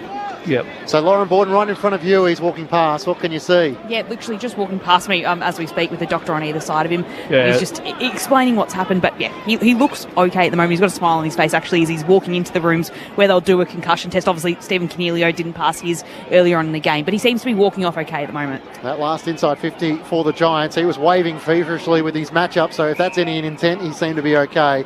As Callaghan gets a clearing kick for the Giants out towards left half forward, and the ball's locked to the bottom of the pack with Toby Green the last to rise. He's an important player, so probably you just put him in a cotton wool now, Mick. He's off. Well, you just like to make sure he's right. Yeah, I mean, yeah. you're going to be. We don't want to be flippant with head knocks, but he looks good. I mean, he's smiling. He played without any problems. 4 goals in his return. Aaron Cadman, having missed the first month of the season with a pelvis injury, unfortunately he suffered in the intra-club game. Free kick going the Tigers' way, and the ball has to be returned. It's going to go the way of Seth Campbell. Because we had Jordan Butts with the Adelaide Crows. He had that delayed concussion, so the medical team will keep a close eye on him for the next 24 to 48 hours. The kick up inside 50. Buckley rises in the pack, spoils it down, and it's hugged to the chest of Lafau.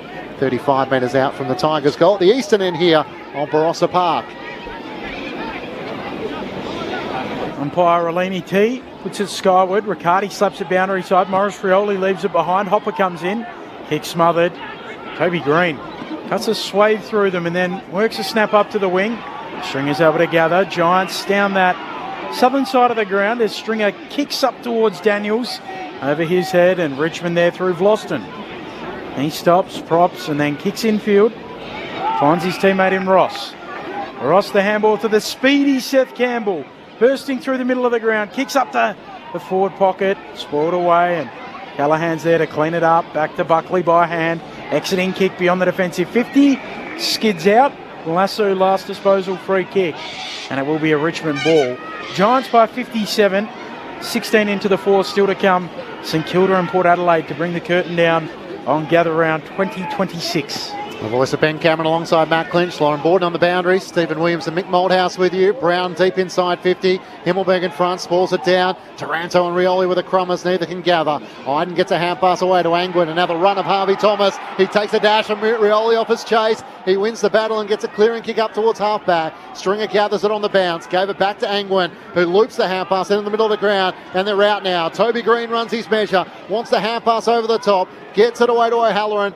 45 out from goal. Hogan at the top of the goal square can't take the mark, and Noah Bolter getting back. Spoils it out of play for a throw-in. Brilliant play by the Giants coming out of the back line. Just the last finish. Yeah, the last ball. It's amazing when you're in that front 50, how many players it's like having a shot for goal. They just can't put it away. Boundary umpire just readying himself. Forward pocket here for GWS. They've kicked 3 goals to zip in this final term. Neither ruck gets a hand on it. Banks picks it up, gives it off, dispossessed his teammate. Daniels picks it up, snaps, gets a kind bounce, and another one for the GWS Giants, and another one for Brent Daniels. He's got 3. The lead beyond 10 goals. 20-10, 130. Plays 10-7, 67. 17 and a half minutes travelled, 4th term. I'm not 100% sure, Steve, that it's a 10-goal difference today. I thought Richmond held their own for the second and third quarters. Yes, what is it now? This quarter it's 4 goals to none, so clearly Giants are right on top. But outside of first and this quarter, you'd almost say Indian arm wrestle.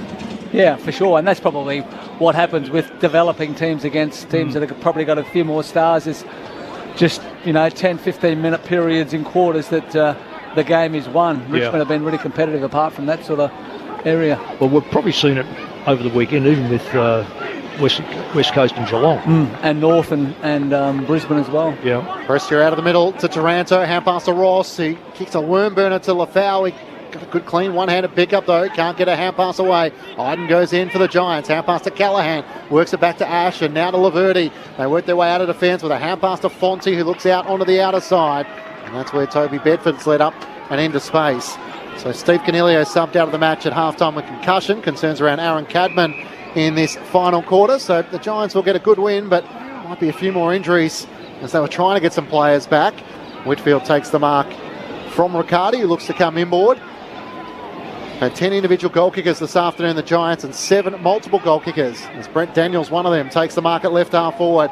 Dances around his opponent, Prestia at half forward. Sends it high and long. Hogan's the target. Spoiled from the back by Miller and Brown. Onto it, Harvey Thomas front and centre. Hand pass to O'Halloran. Feeds it back to Ash. Top of the 50 on his right boot. Chips it into the pocket. Bedford dropped the chest mark. And Tom Green gathers for the Tigers. He kept his footing. Hasn't quite dealt with it yet and gets it back to Jaden Short. Short kicks across the goal mouth and Broad accepts it. Right back pocket. 63 points GWS's lead. Broad kicks to the goal mouth and his old mate in Vloston. In between the goal post and the behind post. Chisels the ball out for Taranto. The diminutive Harvey Thomas goes up and spoils. Forces it out of play. Throw in. Vloston's, he's had the highs and lows at Richmond, hasn't he? And such a reliable player. One of Richmond's, I reckon, one of Richmond's greats. Honestly. He only played a minute in one of the grand finals. 5 minutes at best. Over the head of the ruckman. Ball out the back. O'Halloran trying to work his way through. Morris Rioli ends up with the footy. Centre half forward here for GWS. Left foot kick from Whitfield. Pinpoint for Hogan. That's exquisite. Hogan, sticky hands, he takes the mark. 35 out, slight angle to the left. Locking Whitfield's signature, isn't it? Just turning onto that non-preferred left foot and just putting it in a spot where really only Jesse Hogan could mark it. He's been off the boil a bit this year, Whitfield. He's I think he's had so many injuries over the course of his career. He tends now to be just the outside player. I know he's always probably been that way. Jesse Hogan looking for a third. Drop punt. Jeez. Doesn't spin like a drop punt should and does not score. Kicked it with his shin. Yeah, marked by Broad alongside the behind post. Play goes on.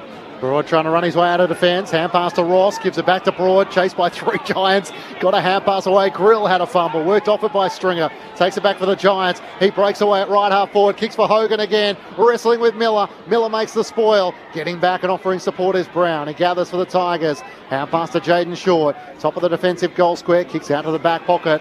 And Sonsi takes the mark.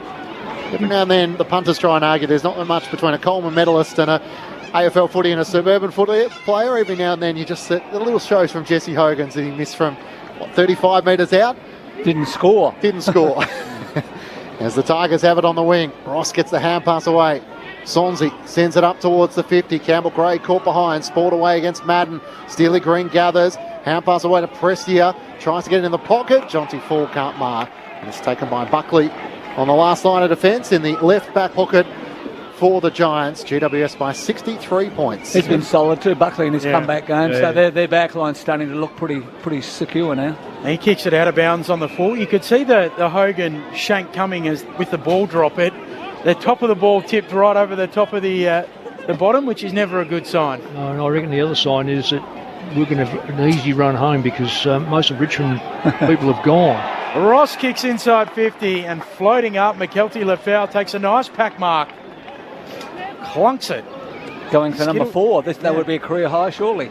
Skittles the pack and takes them all out. Well, he's been a bonus, hasn't he? He has, yeah. I know it's only been kicked 3 in 1 quarter. We hardly sight him in the first half. But nonetheless, the way he's attacked the ball, he's not a young fellow. He's, 26, 27, I think. And he has kicked 3 goals before in a game, never 4. McKelty Lafau for a new career high, slams it through. Something for Richmond to take out of the game. Yep. 20-10-130 plays 11-7-73. Giants by 57, 23 minutes into the final term. Go on. Giants now, with 4 minutes to go, what they would want, outside of the fact of scoring, is not let Richmond score. Only because it's a state of mind now. And with the percentages are going to play some part in it. I reckon the Giants' percentage will be pretty low. I haven't got the ladder in front of me, but I don't think it's that good. 76. Well, that's pretty poor. So you've got to eat into that, and this is a test of their mindset now. And it's also a test for the young Richmond side to keep pressing, because at times they've looked fantastic, the young Tigers. Giants with the first 4 goals of the final term. Richmond finally get one at the 23-minute mark of the final term. Back in the middle of the ground. Hopper dodging, weaving, getting away from O'Halloran. All the way to the back of the square where he gets a hand pass away to Trainer. Turns and kicks up to Prestia.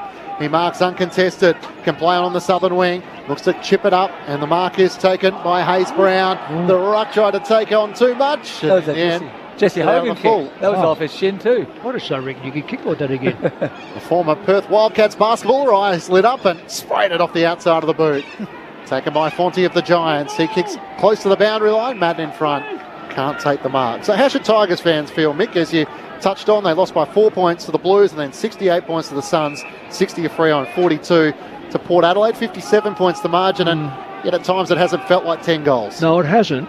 But nonetheless, there's 4 of those 5 games have been over or thereabouts. Around 10 goals. It's not ideal. But the system is catering for that now. It's you mean the new rules? Well, not only the rules. Well, the rules off the ground, i.e., where players come from, how often you can get them.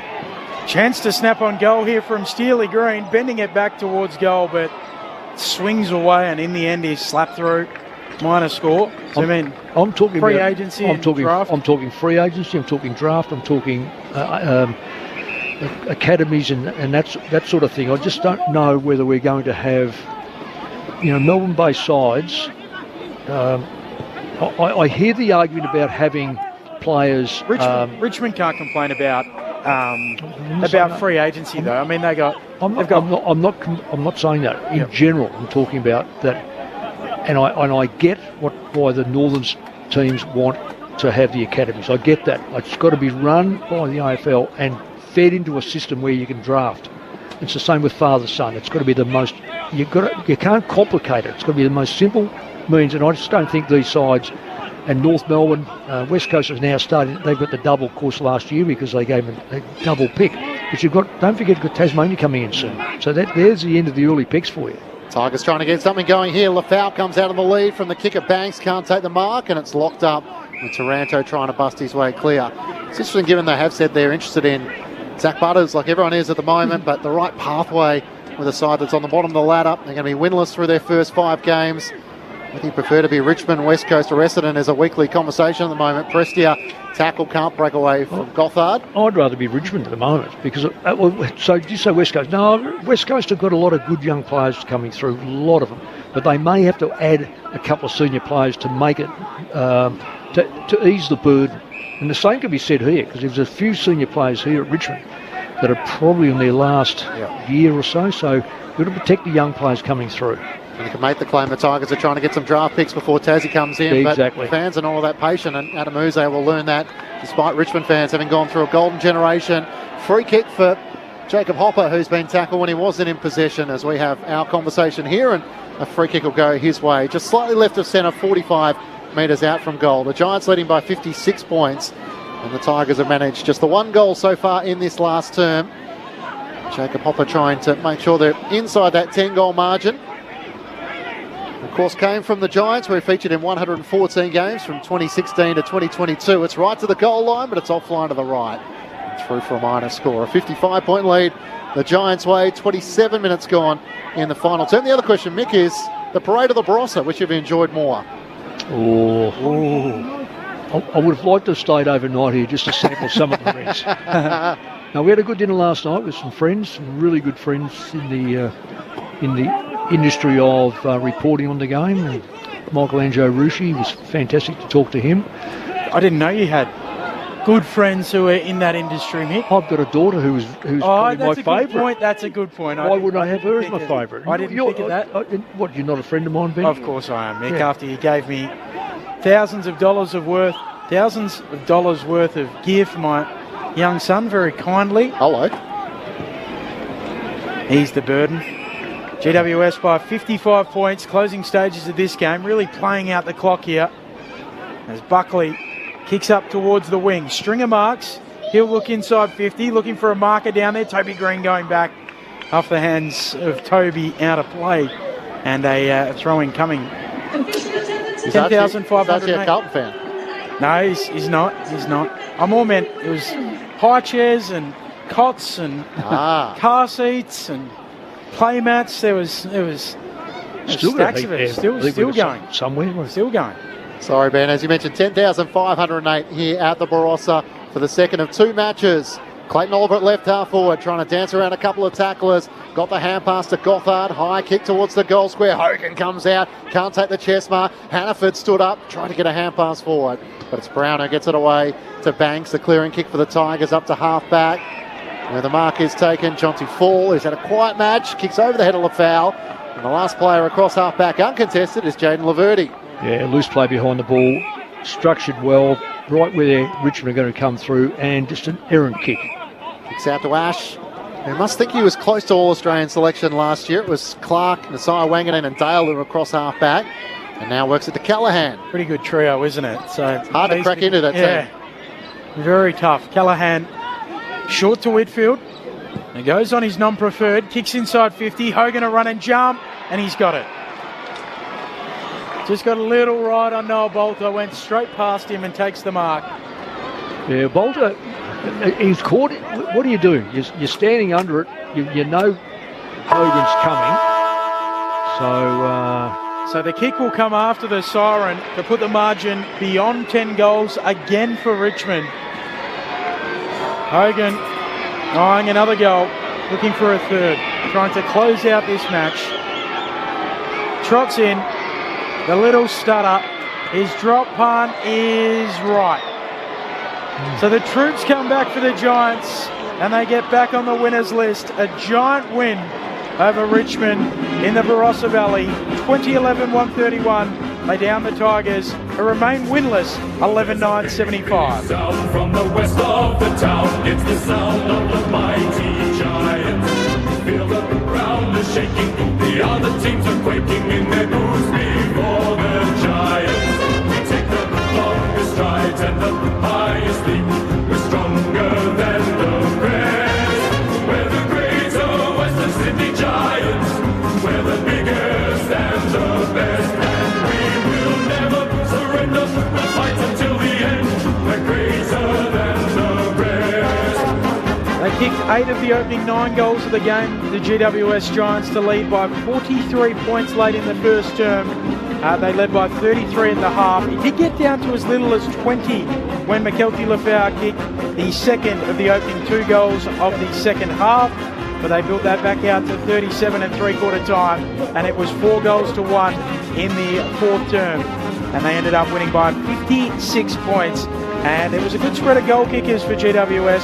4 to Cadman, who had a concussion concern, 3 to Daniels, 2 to Hogan, to Riccardi, to Hannaford and Angwin, singles to Gothard and Stringer, as well as Toby Green.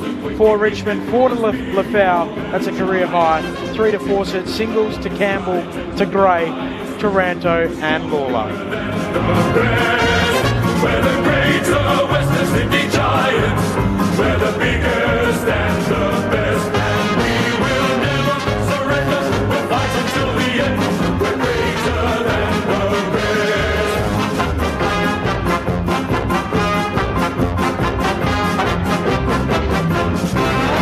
The Giants by 56 points as they toast success in the Barossa. They snap a 3-game losing streak, while the Tigers are the only winless side in season 2026. 5 losses to start the season. In the end, the Giants did the work in the first quarter, 8 goals to 2, and they prevail by 56 points. The thoughts of Mick Bolthouse and Stephen Williams, your experts on ABC Sport. Well, Steve, what do you reckon? Are we looking at a side that's a top 4 in the Giants, or are we looking at them between, say, 5th and 8th, or are they going to tumble into that little middle round of 9th to whatever? 12th, yeah. And I think 5th to 8th. I think with the guys that come back today, what a difference they made. Cadman kicked 4. We had Bedford with 2. Daniels got 3. So all of a sudden there's some goal scoring, and Sam Taylor's to come back, and there's probably a couple of others as well. So there's some, top-notch players that are available to them that they can get back into the side. So providing they can stay healthy, I think the way that the Giants play, they can certainly build and give the top 4 certainly a shake. So they'd be happy to get it done. 56 points in the end. Yeah. We talked about a big start at the start of the game, 8 goals to 2 at quarter time. The second and third quarter, Richmond certainly matched it with them. With their intensity, they were able to put the Giants under a bit more pressure, turn the ball over, get the ball forward, and it was LeFou who was the man. 4 goals for the day, but not only his ability to mark the ball up forward, but he crumbed a couple of goals. He caused some turnover in the middle with his chasing and tackling. So the Tigers certainly put their noses down and worked hard in those middle quarters, and then at the end, it was the Giants were able to kick 4-3 to 1-2 in the last quarter and just finish pretty comfortably. So they'd be happy they were able to get through. Stephen Cornelio, probably the only disappointing thing for them happening today, that head knock that didn't look too much, which is always a little bit of a worry when you get a slight knock and it gives you concussion, and he's had issues with that before, so hopefully he can be okay and come back and make a contribution for the rest of the season. But for Cadman to get through, kick 4 goals, Daniels also very important to them, Bedford as well. There's a couple of links that make the Giants the side that they are that came back today and made them a lot better side. The Giants finished, Mick, with 4 players having 30 disposal or more. Finn Callaghan led the way with 37, including 6 clearances and 8 score involvements. Lockie Ash with 35, Whitfield with 31, and Clayton Oliver with 31 and 8 clearances. But 20 goals for the Giants. So the Tigers' concern would be they are conceding big scores, and while there's some promising signs in terms of their forward line, there's still a fair bit of work to be done. Oh, there's no question. And we talk about the Tigers and the Giants. They've got work to be done both ends of the ground, and I'm not 100% sure that the Giants are out of the woods as far as their midfield goes. We know what they're certainly missing Tom Green. There's no question about that. They've thrown Toby Green in there to see if they can. He's been a bit stifled on the forward line over the last 12 months or so. He's not the 4 and 5 goal player we knew, and a body like that, he absorbs a lot of pressure. And the other one was Stringer. I thought Stringer started very well. He did, didn't he? Yeah, but the trouble with Jake, you just don't know whether you're going to get that for the full game. But I understand why they're throwing him in the middle, and I think he can create it. Bedford's another player back. Cadman, you hope from this game. Interesting to see whether we get an update on that. But into the face, that's generally not a concussion unless it's you knock them out. But anyway, we'll see how that pans out. They're defensively. Taylor's probably one of the best footballers going around. Now, he's going to take a lot of weeks before he's back. So I think by losing Buckley early and having Taylor out at the same time, you've lost your thumb and your forefinger. You're really then stretched. This is a different side. Buckley's now back in the side. Backline's got a fair bit of run. Let's look at the Tigers. They had 5 goal kickers today. And the good thing about that was, if you're going to have a good thing about only 5 goal kickers, 2 younger players or 2 newer players to the arena, we won't say younger players necessarily, they've kicked 7 of their 11 goals, and quite effective.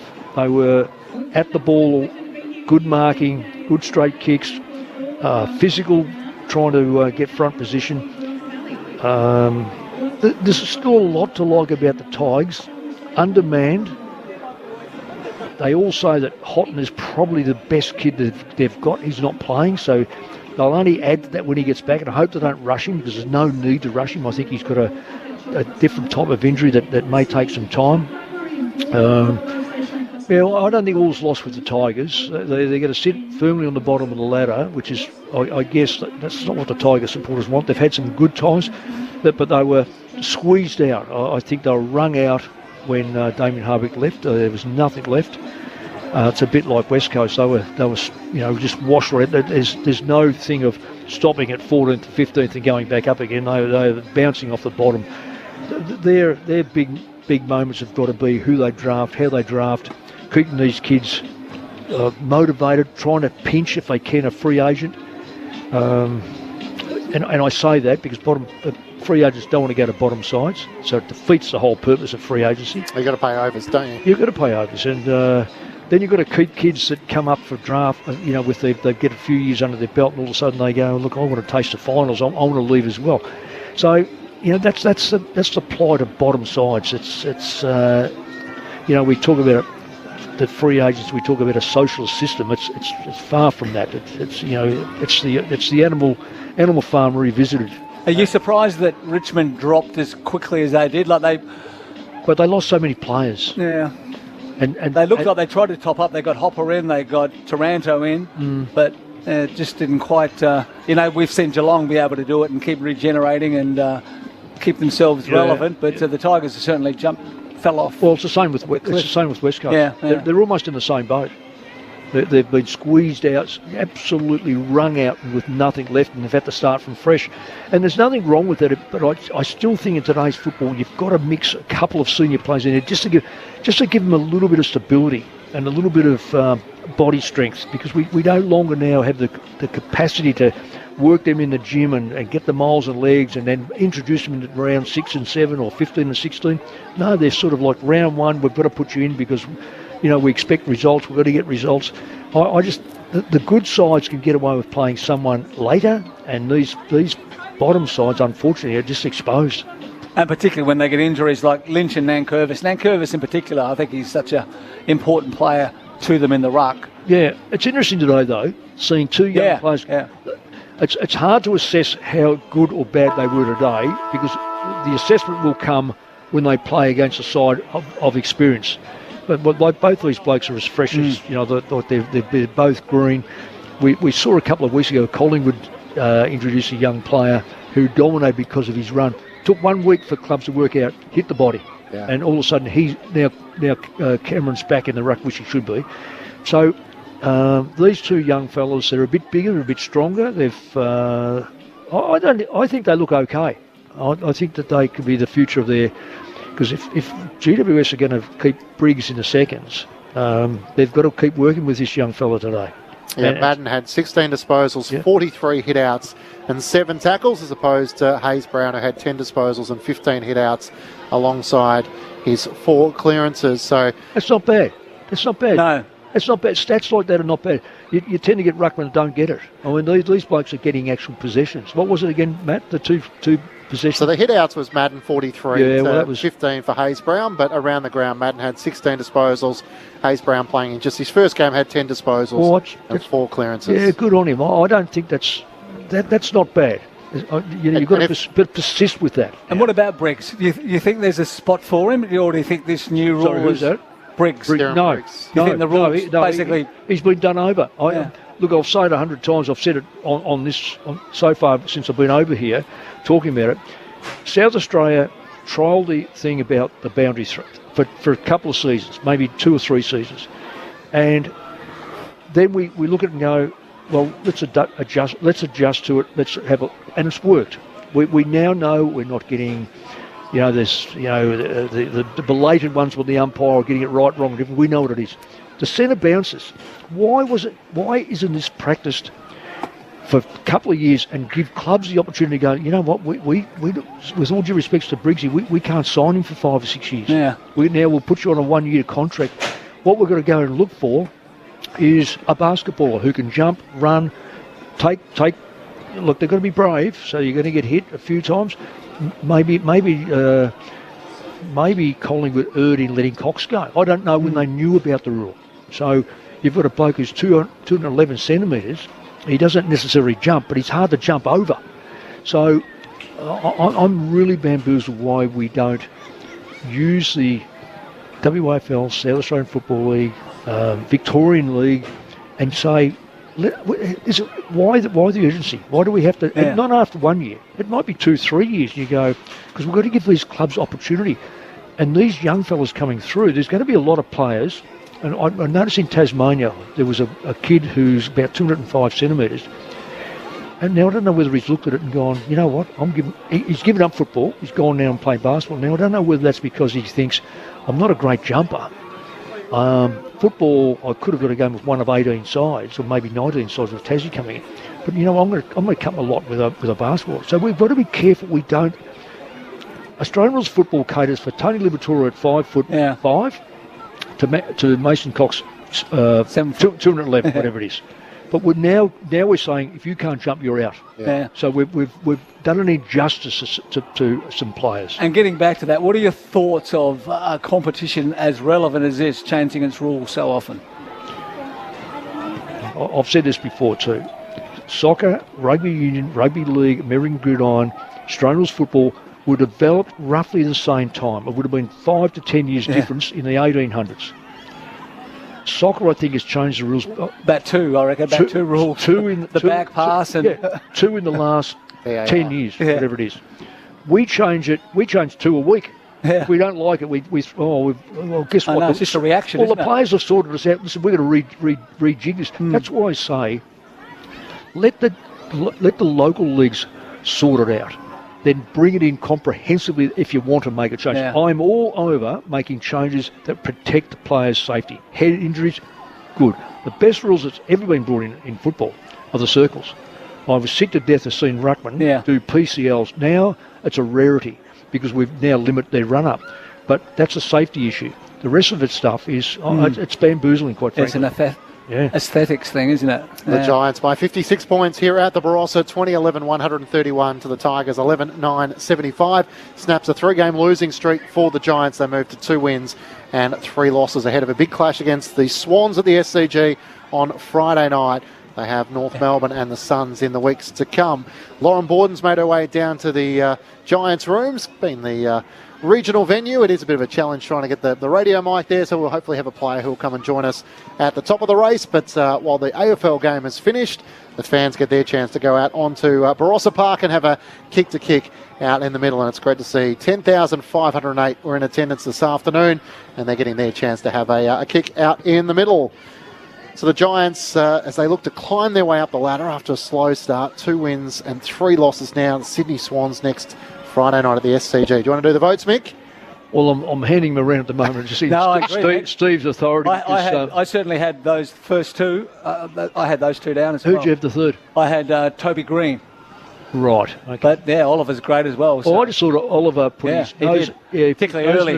At first quarter. Yeah, nose in the trough, kept it in there. I like the way today he was able to follow up his work. So, if I'm allowed to give the votes, which is rare, I've got Lingy takes full control. Thankfully, one to Oliver. I'll just express the fact that he had 10 scoring involvements. Yep, leading scoring involvement player on the ground. 31 disposals and 8 clearances. And I know that a couple of Richmond boys might have had equal number of clearances, but you couldn't really pick a Richmond player out, I don't think, today. Ash off a half-back line. Lockie Whitfield 5 years ago was, I thought, just so beautifully balanced, left and right side, deliver the football. He's been knocked around a fair bit. He's now drops off. He just steps away from it a little bit. Nothing wrong with his play, but I reckon Ash has taken that role over and probably carries the ball a bit further. So, and today was outstanding. I just saw it a number of times off the half-back line, driving it inside. How many inside 50 does he have there, please, Matt? Lockie Ash had... Don't tell me he didn't have many. No, he had 4 clearances, 6 score involvements, and he had 2 inside 50s. Well, I reckon he had 22s that just sat outside 50. Just outside 50. Yeah, and Callaghan, to me, was the pick of the crop in terms of his ability to win the hard football. Contested football, he was outstanding, which you've got to do in the middle. And I thought that his ability to get the ball forward and give him goal opportunities was fantastic. Leading possession getter on the ground with 37 disposals, 6 clearances, 8 score involvements, 5 inside 50s and 5 tackles. Gets the 3 votes from Mick Moldhouse and Stephen Williams in the ABC Footballer of the Year, 2 to Lockie Ash and 1 to Clayton Oliver. I guess the returning Giants, Steve, led the way, and they picked up Jaden Laverty, who was delisted by the Bombers. He had 10 intercept possessions this afternoon. So in the absence of Sam Taylor Taylor, and when he returns, we've seen with Hawthorn how strong that team defence with Tom Barras and Josh Battle and James Sicily, it structures up so much of your ground, but it feels like they made a couple of good inclusions with Laverty joining the likes of, Taylor and Buckley making his return for his 4th game of the season, but he's missed a fair bit of footy over the last couple of years. That their backline looked a little more assured this afternoon. Yeah, they'd be very pleased that they picked him up. He was delisted by the Bombers, wasn't he? Yeah, he was. So, remarkable. Yeah, so to go in, he'd be very pleased. He's gone into a side that he's got some talent around him, and some of those intercept marks today were really good. So, he's been value for the Giants.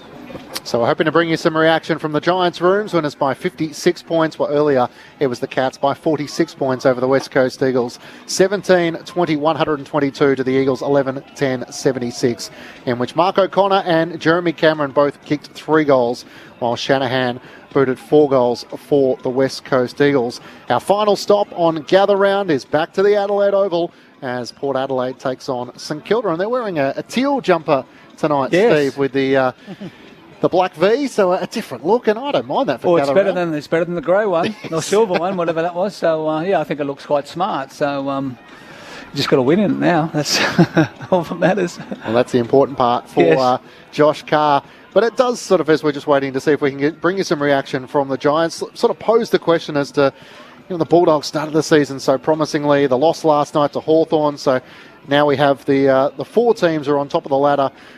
With 4 wins and 1 loss. So Sydney, Fremantle, Hawthorn and the Western Bulldogs. And a game further back, the Suns, Brisbane, North Melbourne and Geelong. So it's sort of starting to take a bit of shape now that we are returning to 9 matches across the weekend. But the teams that are still set to make up ground, the Giants are one of them. They're in 12th spot at the moment. Adelaide in 11th spot.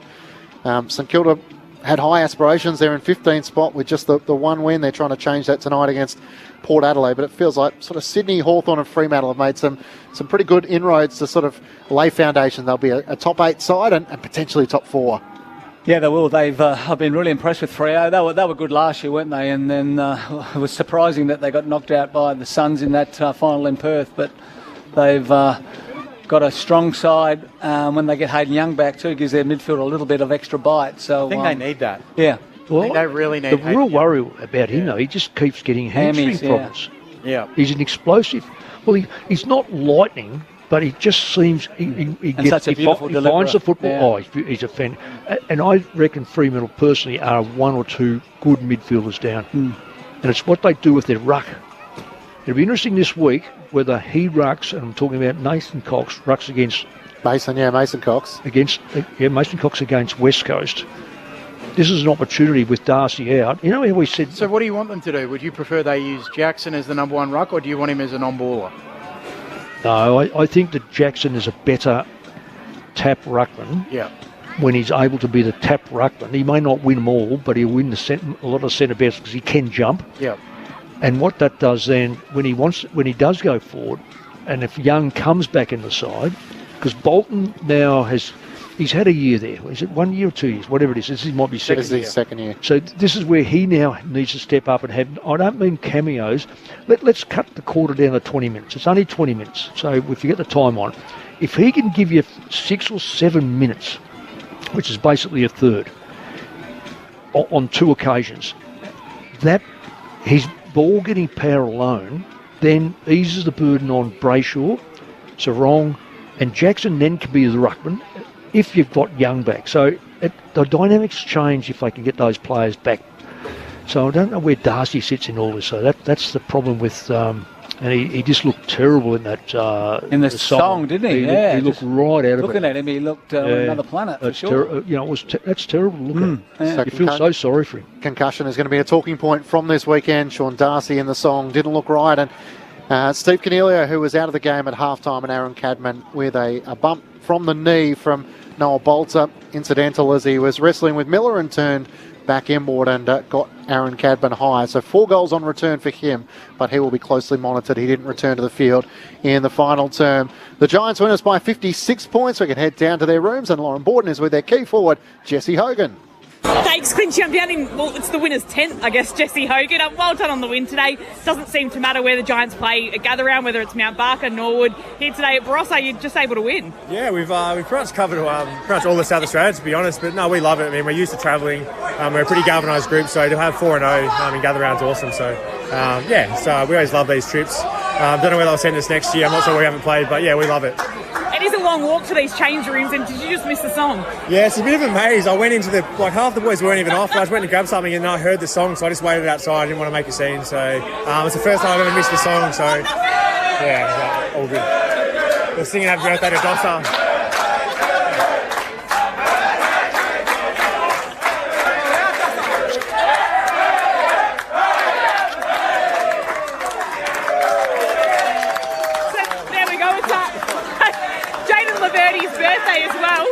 He's getting mobbed by the whole team. Not a bad performance from you either today. Honestly, that's what we were saying. I think he had, I'm not trying to intercept marks, I think he had 7 or 8, but he looked like prime Matty Scarlett out there. So just aging like fine wine. Since he's got to the club, he's been massive for us. And it was Tuke and everything today. So yeah, awesome. I guess another big in today down your end of the ground was Aaron Cadman, kicks 4 goals. Must have been nice having him back and finally fit from injury as well. Absolutely. I mean, his pre-season was phenomenal. You can tell he's really filled into himself and confident. So to deal with that kind of sacrum injury that he had was frustrating, but he's still in great condition. He came out, took the first 2 contested marks of the game and ended up with 4. So hopefully he gets 2 for next week, but he's going to be massive for us. We spent a lot of time with even Brent Daniels and Toby Bedford. Yes. We just feel like we're a little bit harder to play on today. So, we'll take a lot out of it. We haven't spent a lot of time together. I think that was our first game with our kind of proper full 6 to a degree. So, it was nice to see some reward. There was probably a bit of time in that second quarter. In the third quarter, Richmond stole back momentum. What did Adam Kingsley say, I guess, to help you guys win back the momentum and obviously pushed out the margin to a very large margin in the end? I mean, look, their midfield is especially good. I mean, you can't turn off for a quarter with them. And they kind of... I think the second quarter, they were up by it was 6 clearances to 0, or they won. That was the difference. So if you give them an inch, they'll take them while. They're a very talented team, and we needed to kind of tighten that up a little bit in the second half. And we did for the most part, probably 75 to 80% of it. But the 20%, if you let a talented team like that have their way, they can put on 30, 40 points pretty quick. Does being at a ground like today make it easier to communicate? I guess, if there's everyone around the ground can hear everything that's being said, does it help out in any way? I mean, it does a little bit. I mean, look, we're not used to playing at the G in front of 100,000, so we can normally hear each other. But yeah, it's always a unique experience. It's kind of just you don't get the echo of